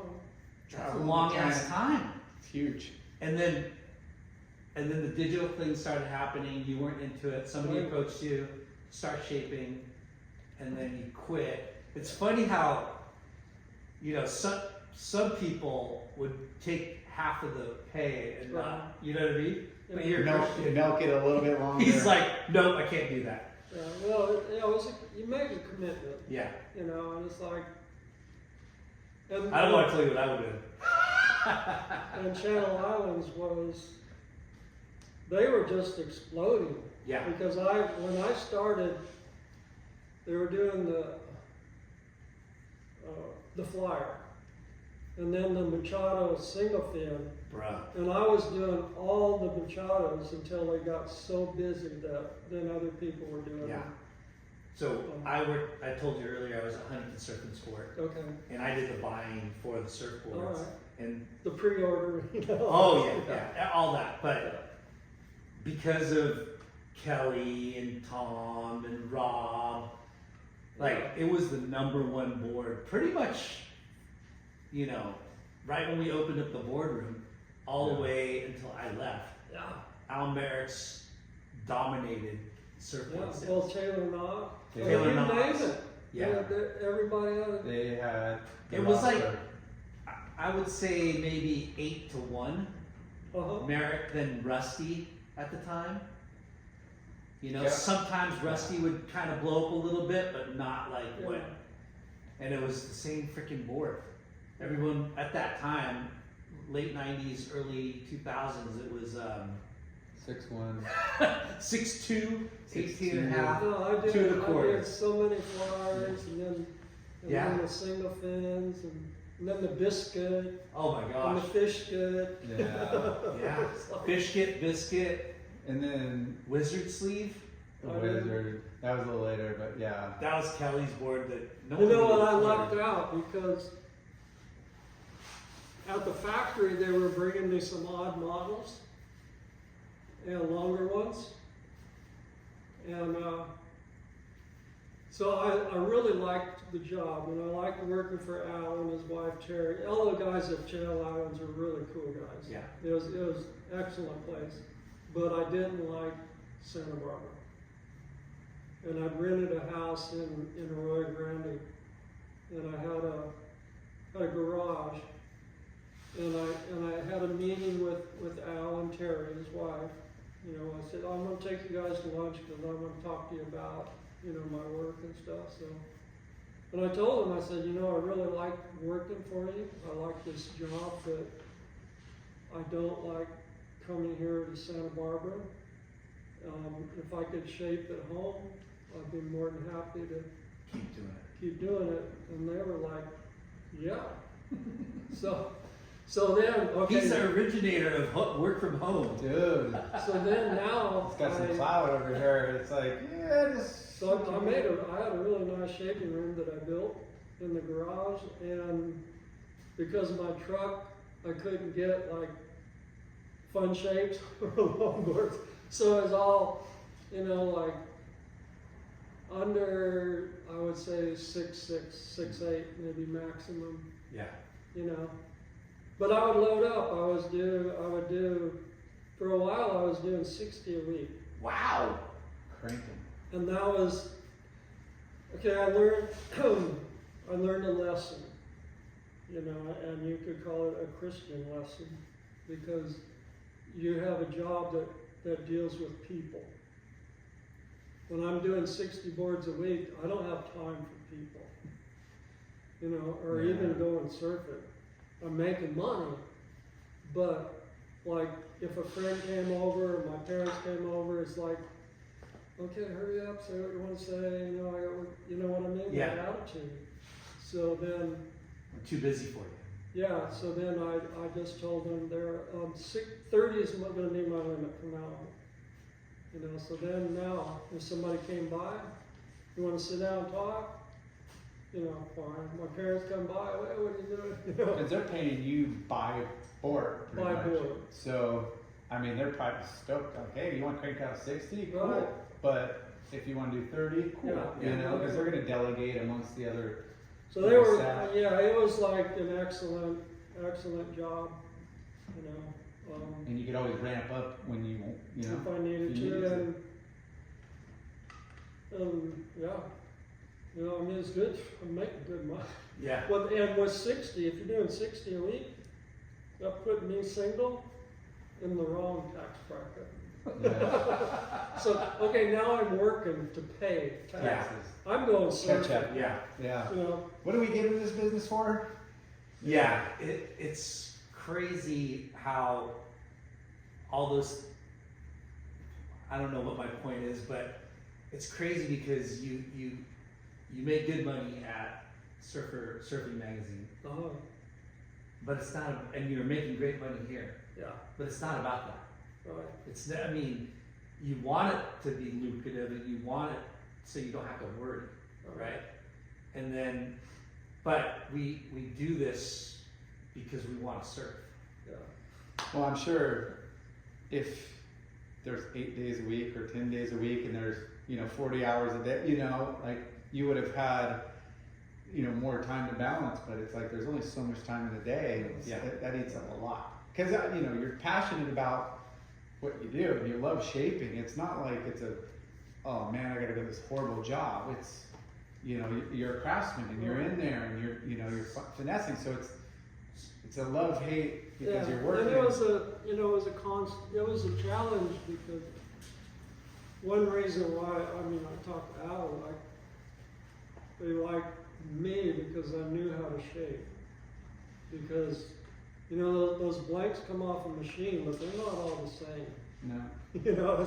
It's like, you need to make corrections and you need to know how to make corrections, if it arises. So that's the difference between just scuffing them and putting them on the rack or making them right. Yeah. Like our custom orders, okay, it's got to be a 1/4 inch narrower than the blank. So I have to know how to narrow it, have to template. There's a lot of templating I have to do. There was some cuts from one blank cutter. I forget. There was like 2 or 3 different places that cut blanks, and one of them always had a lump in the concave. So you got to get that out, and when you get it out, it's got to be correct. Yeah. So there's stuff like that you're always challenged with. So did you quit taking photos, or Yeah. did you? Yeah. You just stopped doing it. I know people still think, nope. The only thing I shoot in the last 20 years is kiting. Oh, okay. Because my son started shaping boards and then he started kite surfing. And so that's what I would do. I would take pictures of him and his team guys. He's internationally known as a kite shaper. What's your Gabriel? Yeah, but it's Loyd, L-O-Y-D. So we've sent boards all over Europe, Australia, everywhere. His boards are called Loyd boards. Yeah, just Okay. L-O-Y-D. So And what kind of does he make specific kite boards or surfboards too? we make surfboards and kiteboards. Okay. Yeah, Which is big for now, and that's big business. Yeah. yeah. So Is he living in Maui or living? he's living in Maui, but the board industry. When COVID shut down Maui for international. Shut down the world. Yeah. Yeah. So normally in Maui you would have thousands of wind sports people come to Maui, and kiting was huge. But since COVID, there's foiling and winging. So a lot of different things have happened, like kite surfing, like he's kite surfs strapless. You know, so you're on a little surfboard, it looks like a little surfboard.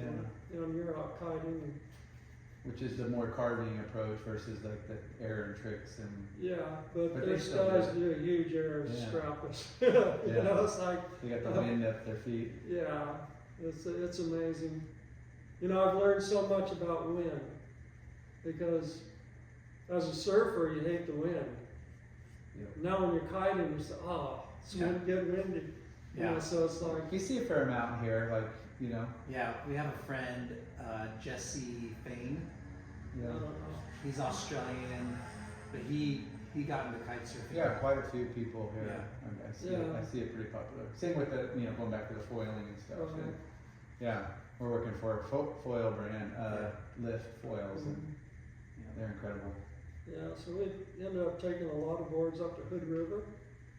Mm-hmm. And See Jerry out there? I don't know, Jerry. Lopez? Oh, no, I Not never Mount saw Hood. him. Oh, that's not Hood okay.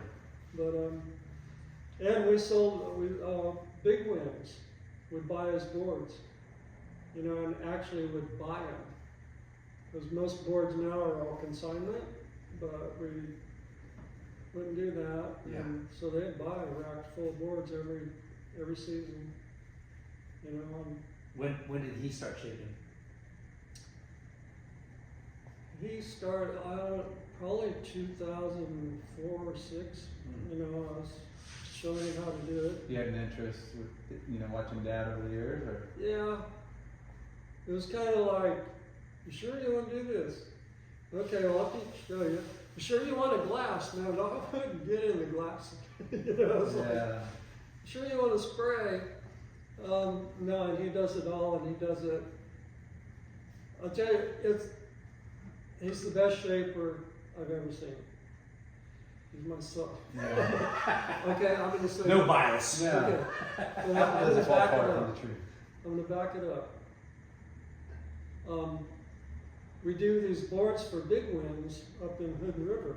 And so we do like a 5/8, 5/10, and 6/0. Those are kite sizes.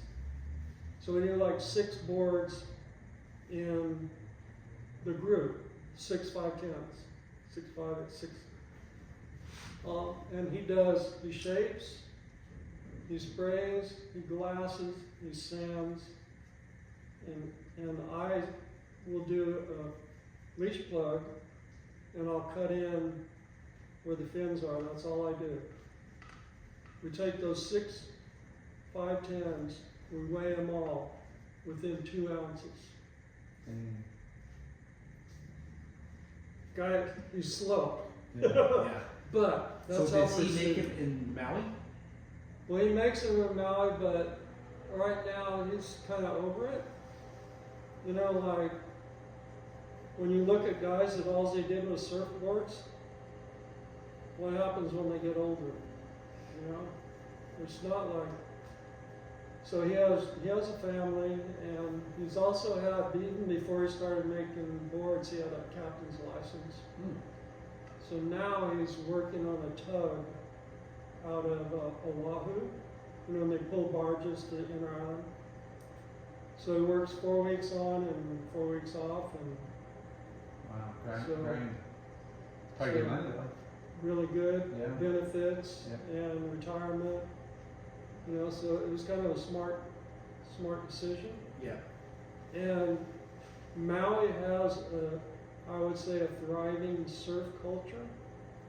You know, so they already have their shapers there. I mean, he still makes boards, but more for guys from California than from Maui.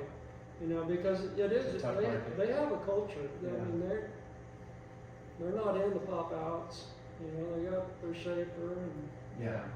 you know, and as far as kiting now, but then kiting's really dropped off. You know, the wave riding kiting. So. Everybody's foiling. Yeah, Everybody's foiling. doing everything. I don't know. I follow social media and people. And there's Is Ty Lenny from Maui? Mhm. Yeah. Yeah. There's a learning curve on kiting, You know, it's like surfers will see, oh, that guy's ripping, you know, smashing the lip, doing airs, and it's like, you know, well, I'll give it a try one So day. hard to get that level. No, you don't give it a try. Yeah. You know, it's like a commitment. You know, it's like you get a trainer kite and learn how to fly it. You just stand there and fly a kite on the beach. Yeah. You know, and then you get a twin tip where you're strapped in, and then hopefully you know how to fly the big kite. And then you're just like, Yeah. you know, A lot of work. I'm gonna have to say no to that sport. Yeah. it's no unless you commit. If I didn't have a hip replacement, I would have learned, because when you see a good kiter smash the lip, you know, at 30 miles an hour, Yeah. you know, it's amazing. You've never seen spray, you know, from any surfer Yeah. like It's a different. kite. It's just like Yeah. unbelievable. So, Channel Islands, Al Merrick, you did that for 8 years. Yeah. And why did you, what made What you? terminated it? Yeah. Well, they got slow. It's like a lot of, like Kelly's gone, all these guys are gone now, and Burton had bought them. When they sold to Burton, they wanted me to, they wanted you to sign a contract and be in-house shaping. Exclusive and So I, in-house. So, I mean, they already knew me. Aaron, do you even want to look at this? Nope. No, you know, I'm not going to come down here and shape and Yeah. show up. I mean, you had to show up at 7. You had a 15-minute coffee break. You had a 30-minute lunch break. And you had so many boards you had to do in that day, and then you clocked out. That's what it turned into. And I'm serious. I'm not joking about I that. believe you. And that was Burton, you know. So I said, no, I don't even want to read it. You know, I know I'm not going to do it. But they couldn't keep shapers. So they kept me on for several more years as just, Freelance. Yeah. That's awesome. yeah. Until, and then it got real slow. And then it got slow enough, it's like, oh, I'm out of here. You know, and then I gave up the house, and then I had friends that lived on Oahu, in Waimu, and on Crozier, if you know where that is. It's like a private beach. So we lived right on the beach, and then I went into Eric Arakawa, and I'd already met him, but he saw what I was doing. I'm making my artwork, so he said, well, What kind of artwork? I make fish, fiberglass fish. Like fish, Yeah, like tuna, no, swordfish. no, just they're abstract fish. Okay. And when did you start doing that? I did that in 2000, the year 2000. In fact, I made 3 that year, and I was down to Journal, and Debbie Pesman bought one for Steve, and Divine bought one, and so I was like, oh, cool. And then Sean Collins and all these guys, Art Brewer, you know, All your friends. all my friends. But how do you price? Like, how do you come Well, up with since then I had him in a gallery? bar in Rio Grande, and a gallery owner in Morro Bay saw him, so he wanted him in his gallery. And then I also had him in the surf gallery in Laguna before they closed. And then I have them, currently they're in Morro Bay and in the Turnbow Gallery on Maui. So I've been in several galleries. Awesome. And it's the gallery needs to stay open.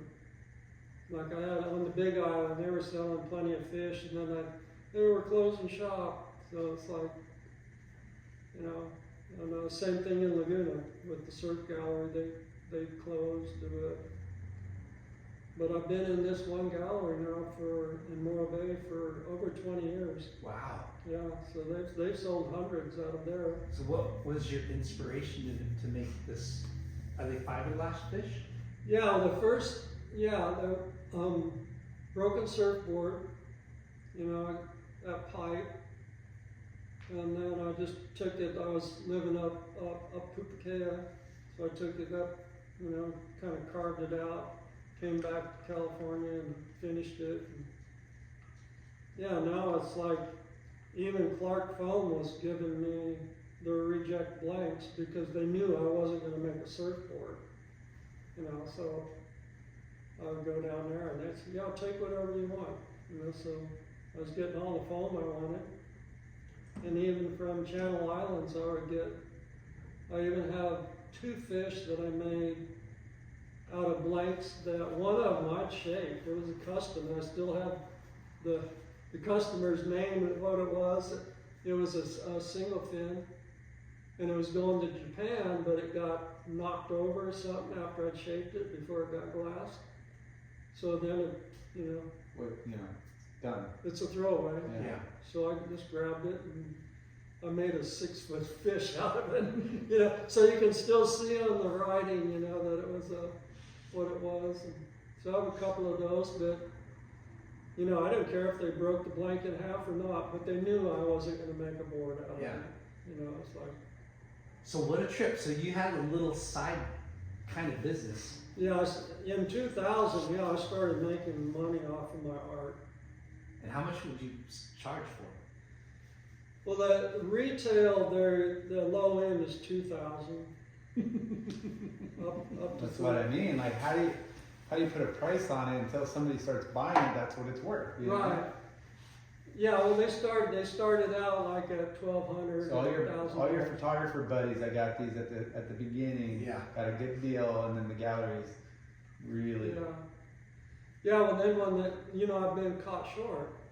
That happened once because I was on Oahu at Eric's, and then the Big Island gallery was selling, then they're selling them in Morro Bay, and then it's like, dang, like people are coming to buy 4. Wow. So, okay, then they need to restock. Yeah. So you were making those while you were shaping boards? Yeah. Too. Yeah. So you're just like Creative. Yeah. Hustler. Entrepreneur hustler over here. Well, no, I've always done artwork. Even when I was taking pictures, I would take, I think it was 30 pieces of watercolor paper, 11 by 14, and that was my goal, to have those painted at the end of the season. So I did watercolor paintings when I was there, and they did a spread of me in the journal, and so they have a 2-page spread of all these watercolors that I did. They're just empty waves thrown out and stuff. Yeah. With watercolor. But it was like I never, like, a lot of guys sit around and don't do anything, but Yeah, you're always busy. I've never been like to do that. Yeah. I was always doing something. But you're just doing art because it keeps your mind busy and you love it and you have the talent. But was it like, oh, I'm going to make these fish sculptures and make money, or was like? No, it was like. Did you have a business plan, or you're just like, hey, if people like them, and then the more people like them, the more you got. But I think this is awesome. You make 3 and you sell 2, and then let's see, Larry Moore bought 1. Sean Collins bought like 3. Art Brewer, and then Divine, like, what's the guy that does that surfer travel thing? From Malibu, whatever. I mean, he bought, and then I have a show at the Surf Gallery, and Gets around. and then with being in galleries, they tell me, wow, this went back to who knows where, this went to Europe, and it's like, And I like doing it. You know, it's like when people ask me, talk to me about, you know, doing your art, making a living, it's like, well, do what you like. Because if you're doing it to make a living, you're probably going to be disappointed, or it's going to turn into a job. You know, and I haven't made a fish now it's been over a year, and I'm looking forward to making my next one. Yeah. And it's like, even when I was making them, I always, because they're all different. All different. Yeah. You know, Looking at some of the photos, and they're just like, We've had a couple of different artists on the podcast, that surfers, and it's so amazing to hear each person's story on how they discovered their talent. The episode this week that we launched, his name is Mark Paul Darren, and it's funny because I had met him when he was 13 years old. He came out here for a family trip, and it was during the U.S. Open, and I guess I said, hey, come over here, you know, kid, and got him an autographed signed poster of the rescue team. And years later, he ended up moving here and worked at the shop, and he made me a catalog, and then he worked for Rusty, and then a couple years later, he's a world-renowned artist doing murals for... but he had always an artistic, he liked design, he liked logos, but he really didn't start painting until he was 19. Yeah. He had... I'll show you the photo of stuff that It he's just, you know, he's like, oh, I don't know, he just got back from a Bali, Indonesian trip, and he just, I don't know, just started wanting to, like, paint. And then you're like, people just start painting, and then a few years later, you're like, where did that, how did you just do that? Like, where did that come from? Yeah. It's crazy because, like, art is very subjective, right? Yeah, everybody has a little talent. Everybody has a talent, but Our society schools mess up a lot of people. Yeah. As far as creativity. Yeah. Keep them in the guardrails up in the cookie bar. But the people that have a true talent, and you know, not just a handful of people see it and see its value. Right. That's what's really rad. You know, like when somebody like the people that you're talking about, they're artists themselves, right? And entrepreneurs and art industry icons, Right. and they appreciate, you know, Right. and you're like a man of many talents, So right? many. Like, Too many. But You know, that's true too. In this sense, it's like I had and I would tell anybody that wants to show, keep it simple. yeah, Because I did a show at the surf gallery. So I was talking to Will Pronounce, I think was his name, and he's like, it's probably bigger than this. And I said, I can fill this place up. He said, oh, go ahead. Mistake. You know, like I had all my fish on one row, and then I had watercolors, and then I had pictures, and then I had surfboards. It's like, who are you? exactly. And when people come in and look, they're looking at everything. They're not concentrating on anything. And so that's, you know, a mistake I won't make again. Yeah. that's funny. That's a funny weird. But that's how people. I mean, that's how we are. Yeah. That's how people are. Yeah. You know. They want something. Each are unique in their own way, but it kind of dilutes it because there's so much. Yeah. Confused. Like, I don't know, this guy is. You know, if he just did that, it would have been way more impactful. And Yeah. really. You got to hit them with And a capsule and like keep it simple. Yeah, and with the fish, I'm like, Do you have them I up? forget how many Pictures of galleries. fish? Yeah. I've been in, but I've never asked to be in a gallery. Wow. That's fucking insane. He likes teeth. Yeah. And you know, those are three-dimensional. Yeah. No. Yeah. They're definitely Because like you can hang sculpture. them. See, I wanted an art that it's sculpture, but you can hang it on your wall like a picture, Or and you can hang it either on a pedestal. any direct, both sides. So Do you you- can have, Do you know Mark Wolpert? yeah, Have you done anything for him?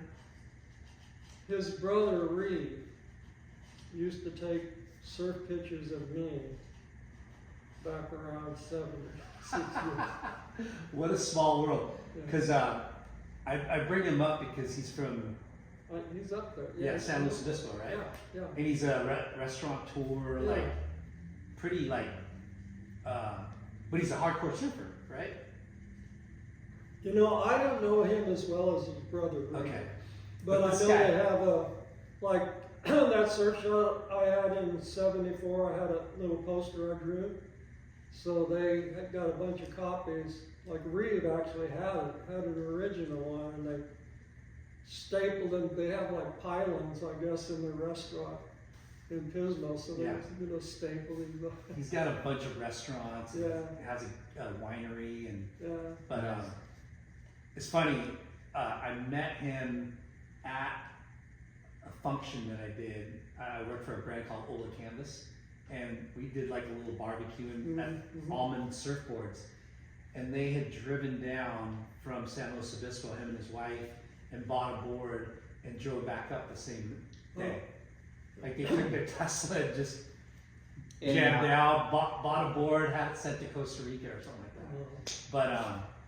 But yeah, I was hoping that you would say, yeah, I got fish in his restaurants. no. Not yet. Not yet. Now it's gonna happen. See, you're welcome. He's looking for a poster. No, you know what? They don't work in restaurants. Yeah. Now, You if need, you, like, if you look at one, and if you're a restaurant owner, pull one of those up if you can fill the screen. When you look, their teeth, yeah. Sure. and if you have one older woman or a family in there, and they comment on that, Yeah. that fish is out. Yeah. One person and it's out. Yeah. You know, so It's in a not bar, restaurant friendly. in the bar that they were in originally, like I bought blank books for people to write comments. I got 3 books full of comments. No Oh, way. cool. They love it, you know, it's like, Yeah. but they're in the, oh, give me another beer, you know? Dang, those fish, you know? And then they write comments in these books, Were but they positive or negative? positive, yeah. And they draw pictures, yeah. Kept staring at me, that fish. in a family restaurant, no. Yeah. So, you when did you finally quit shaping for Merrick? Well, when it got slow. Yeah. It got slow, and then I just said, you know, I'm not going to make enough money to support myself. I got a place to stay on Oahu. I'm going. Yeah. And then I had a cab over camper, so I would spend the winters on Oahu, and I had a really nice time. Like Eric gave me a room to do my artwork, but I also did a lot of work for him. You know, simple little thing like pinstriping, resin pinstripe, like new glassers, they don't know how to do it. That's a lost art, huh? Yeah, and I did some work for Carper, and you know, just because I knew I had a background, you know, that even taping off. Aaron, can you do a tape off without a scribe? Because a cool tape off is fuller at the nose, right? And then it tapers down a little thinner on the tape. Yeah. I mean, just a simple thing like that, but you can't scribe it. Yeah. You know, you have to pull your tape back. You know, so I said, yeah, I can do all that. So you're spending time between Oahu and here now? At that time, I was spending the winters in Oahu. My friend lived on Crozier, which is the speed bumps along, and it's all private. And there was a break, a left-hand break right in front of our house, and only neighbors. And I'd surf there for like You know, it's like, now I'm surfing. I don't even buy, I had a shortboard and I have a longboard. And it was a perfect little left. And in the morning, if it was good, I'd surf and then I'd ride a bicycle to the factory. And then in the summer, then I would come home back to California. And my son's had a factory then. So I'd help him a little bit, and I'd also do road trips, you know, like I like all the Southwest, and so I would do that, and Slow things down, a little simpler, not as busy. yeah, so that's what I did. Yeah. I'm still kind of doing it. 'Cause I sold my dad's house. Been over a year ago now, and I want to invest in somewhere to live, but it's really not a good time, Yeah. and especially on Maui. So right now I actually have a ranch in Northern California that I know the owner from surfing, and he doesn't want to stay up there, and he'd be happy if I lived there full time, but it's snowed in right now, so. Jeez. So no, winters, I'll go up there in the summer, but,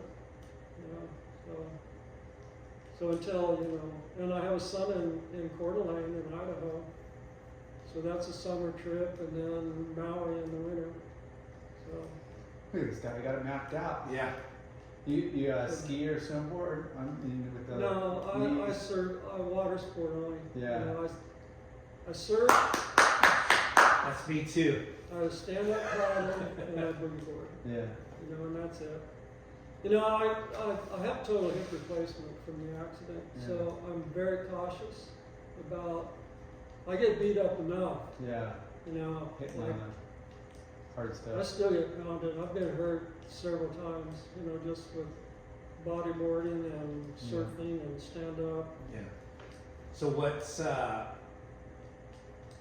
you trying to make art again? Are you? No, I still make it. Yeah. Fortunately, like I have inventory. So, like I have a trailer. I bought a 14-foot interstate trailer and it's solid. It's packed, So I have rows of fish and then paintings. And so right now I'm traveling with, I have 2 fish that I'll take to Maui. And I have fish left in a Arroyo Grande that'll go to the gallery. So I kind of have to think ahead and plan ahead, So when I left the ranch, I had to plan all this stuff out and bring it along. So I don't want to get a call and they're up at the ranch, So I'll have everything available for where it needs to go. So if people want to see your art and are interested in your art, you want to promote it? Like what's the website? It's Aaron Loyd. Aaron Loyd. Yeah, Aaron Loyd. On the web, World Wide Web. Yeah. If I promote anything, I promote my slideshows. Like I take my slideshows to churches, to home groups, barbecues. I don't care where, anywhere that's there and let me to speak and show my slides. Yeah. That's what I do now. That's my priority. How long are you in Huntington for? I think we're at the 31st. We go to a car show and then I'm gone. Okay. And you have your trailer with you now? No, it's up in Northern California. Packed But I have my stuff. Like Peter made me those memory sticks. So I have a slideshow and memory sticks. Oh, cool. Yeah, and I also have a carousel. The good old days. Yeah. 5mm carousel. Well, there's places like I did a steam surf shop in Pismo Beach. Yeah. We love Robbie. Yeah. And so I did the slides there. Would you want to do some down here? Yeah, I'll do it anywhere anybody lets me. Okay. Yeah, that's what I do. It's like time to step I wish up. we had a HP board rider so we could do it here. Yeah, they have a projector. I mean, it would be kind of maybe sometime in the future we do Yeah. a lowriders. Yeah, we can do that. I mean, I'm happy to do that, Awesome. you know, and, It's kind of therapeutic 'cause- going down memory lane and, you know, yeah. Yeah. sharing all the great stories. And like travel. most of the people are Christian, Mm. you know, that when I'm speaking, so when you do a testimony, you know, it's like people that you want to reach, that are my friends, you know, that I care about. Yeah. So yeah, it's important to me, and I think just when you take a look at the world, it's time to step up. Yeah. Yeah. Save as many people as you can. And two, with the like when I put in the last one in my slides, it's like there's probably 10 slides of people that I know that have died. You know, Brock Little, Mm. Derek Ho, Sean Collins, you know, all these guys, and most right before that, my slide showed Tamara Perry, you know, and Larry Haynes. A You lot. know, it's like these are people I know, Yeah. you know, friends of mine, you know. So it's like that's at the end of it. So it's like think about these guys, you know. Yeah. It's like I was talking to Sean Collins on the beach at Pipe, and we're talking about Baja getting back down there, and like 3 or 4 days later, Peter calls me, "Hey, Sean died." You know, it's like Yeah. Life's fragile. Yeah. Larry Haynes. Sure. I show up on Larry Haynes. I babysitted him Yeah. when he was 12 years old. You know, I Yeah. was living in the same house with my wife, and, you know, and Yeah, I saw him. I was in Hawaii when Larry passed, and I Yeah. just saw him out at Laniakea, and he was riding his stand-up. and yeah. He was catching a ton of waves. He's in good shape, and then like 3 days later, we heard he passed, and I'm like, just was surfing with him 3 days ago, Yeah. and he looked, you know, again, you never know. Yeah. No, there's a reality. Yeah. You know, that's real. Yeah. You know, it's like, yeah, it's kind of heartbreaking, you know, when they're close. You know, like, so, and shoot, Derek Ho, you know, we're never like buddy, but we're friends in the water at Pipe. Yeah. You know, we have nice things to say to each other. I've actually surfed with him. You know, 2 guys out at Monster Mush. Yeah. Sharing waves with Derek Ho, you know. Yeah. No memories. Yeah, Brock Little, "Hey Aaron, what are you up to? You gonna go out?" "Heck yeah, okay, I'm out there."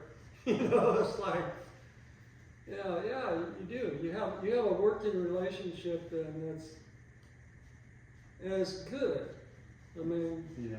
you know, Pat O'Connell, I went on a trip with him, and then you see him. You know, I've seen him a few times over there. "Hey, what's up?" You know, like, "Let's go get a cappuccino."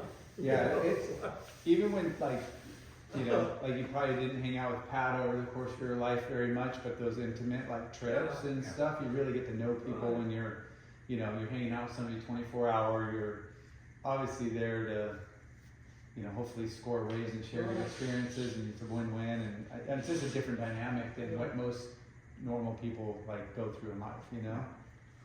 But yeah, you know, I think, you know, I don't really just come into mind. Yeah, it's like you have a relationship with a person in 5 days, and you have to accomplish something, Yeah. you know? That's a And lot. then it can separate, but Yeah. in that short period of time, you gotta, gotta be in sync. like Mike Stewart, I've told the best guys in the world what to do. Yeah. Mike, put your elbow in. Come on, man, you're messing it up. You know, everybody else calls him the best surfer in the world, right? Pat O'Connell, Pat, dude, slow down. If you've ever surfed with Pat O'Connell, he's like boom, boom, boom, boom, boom. It's Yeah. so quick. I said, "Pat, because slow down a little bit and I can get a better shot if you're a little slower." You know, it's like you don't think about that when you're free surfing or It's fun. maybe another photographer wouldn't have thought about it, but it's like, no, it's like you're too quick. You know, if you just slow it down a little bit, then I can Yeah. get that. Yeah. Hold that rail, hold that pose. Just give Yeah. me just a fraction And second. it probably like improved his surfing a little bit too. Because no one Well, wants he to was see him good. fast. He was good. He is. Well, I've said this a million times, but like Larry Moore, you need color. Like I could have ran like all these shots, but you're in black and white, and you need color. All right, coming back down. You know, I brought the color, and it worked, and it was because he's like, you know, we need, you know, the magazines need colorful, and Yeah. I got all my friends made fun of me, but I'm like, I don't care. See that shot? Larry killed me. You know, it was good though. Right. But you guys have a different, you know, perspective for sure. Yeah. Well, this has been epic, right? Yeah. I Did you mean, want to promote your son's surfboards again? It's No. Loyd. Let's do it. Loyd Surfboards, right? Loyd Surfboards. yeah. Okay. Aaron And Loyd. kiteboards. Kiteboards. Loyd Surfboards. And And AaronLloyd.com too. yeah, that's me. That's you. And that, it has, if you go to that site, it has covers, it has photos, it has fish, it has seahorses. Awesome, everything. It's your home. Yeah. But Well, we're gonna plug some sponsors. Yeah. Because that's what we do. When we wouldn't be here without our sponsors. Thank you, Skosh. Yeah. This is a water bottle with a magnetic That's a lid. party gift. I can pinstripe it. There you go. You can color to empty canvas. Finless skateboards. We don't get to keep that. Sorry. Yeah. My You get the granddaughter, hat my Yeah. granddaughter would have liked that. though. Okay. We got a hat from Skosh for You you. can give your granddaughter this loose towel. There you go. We got loose. This is an eco-friendly outdoor towel. It's got a nice floral print on it. It's like Christmas. We got Yeah. if you're local, and I'm sure you You're guys here get- till the 31st. So go you get a couple of free bonsai bowls, which is an Asahi. I like those. Yeah. Yep. So bonsai just down here in Huntington. They have 7 locations, not or 8 or 9 now. I don't know. 7. Cool. But yeah, live life in the bowl. Great Asahi bowls. Caballero Pools and Spas. Yep. Earth Pack. Clear Clear Weather Weather. brand shoes or footwear. Yep. Uh, Murph electric bikes. Murph Electric Bikes. Earth Pack. Yeah, I don't even know what else. Fuwax. We got a couple koozies for you. Fuwax. And then. Oh, Your soda pops.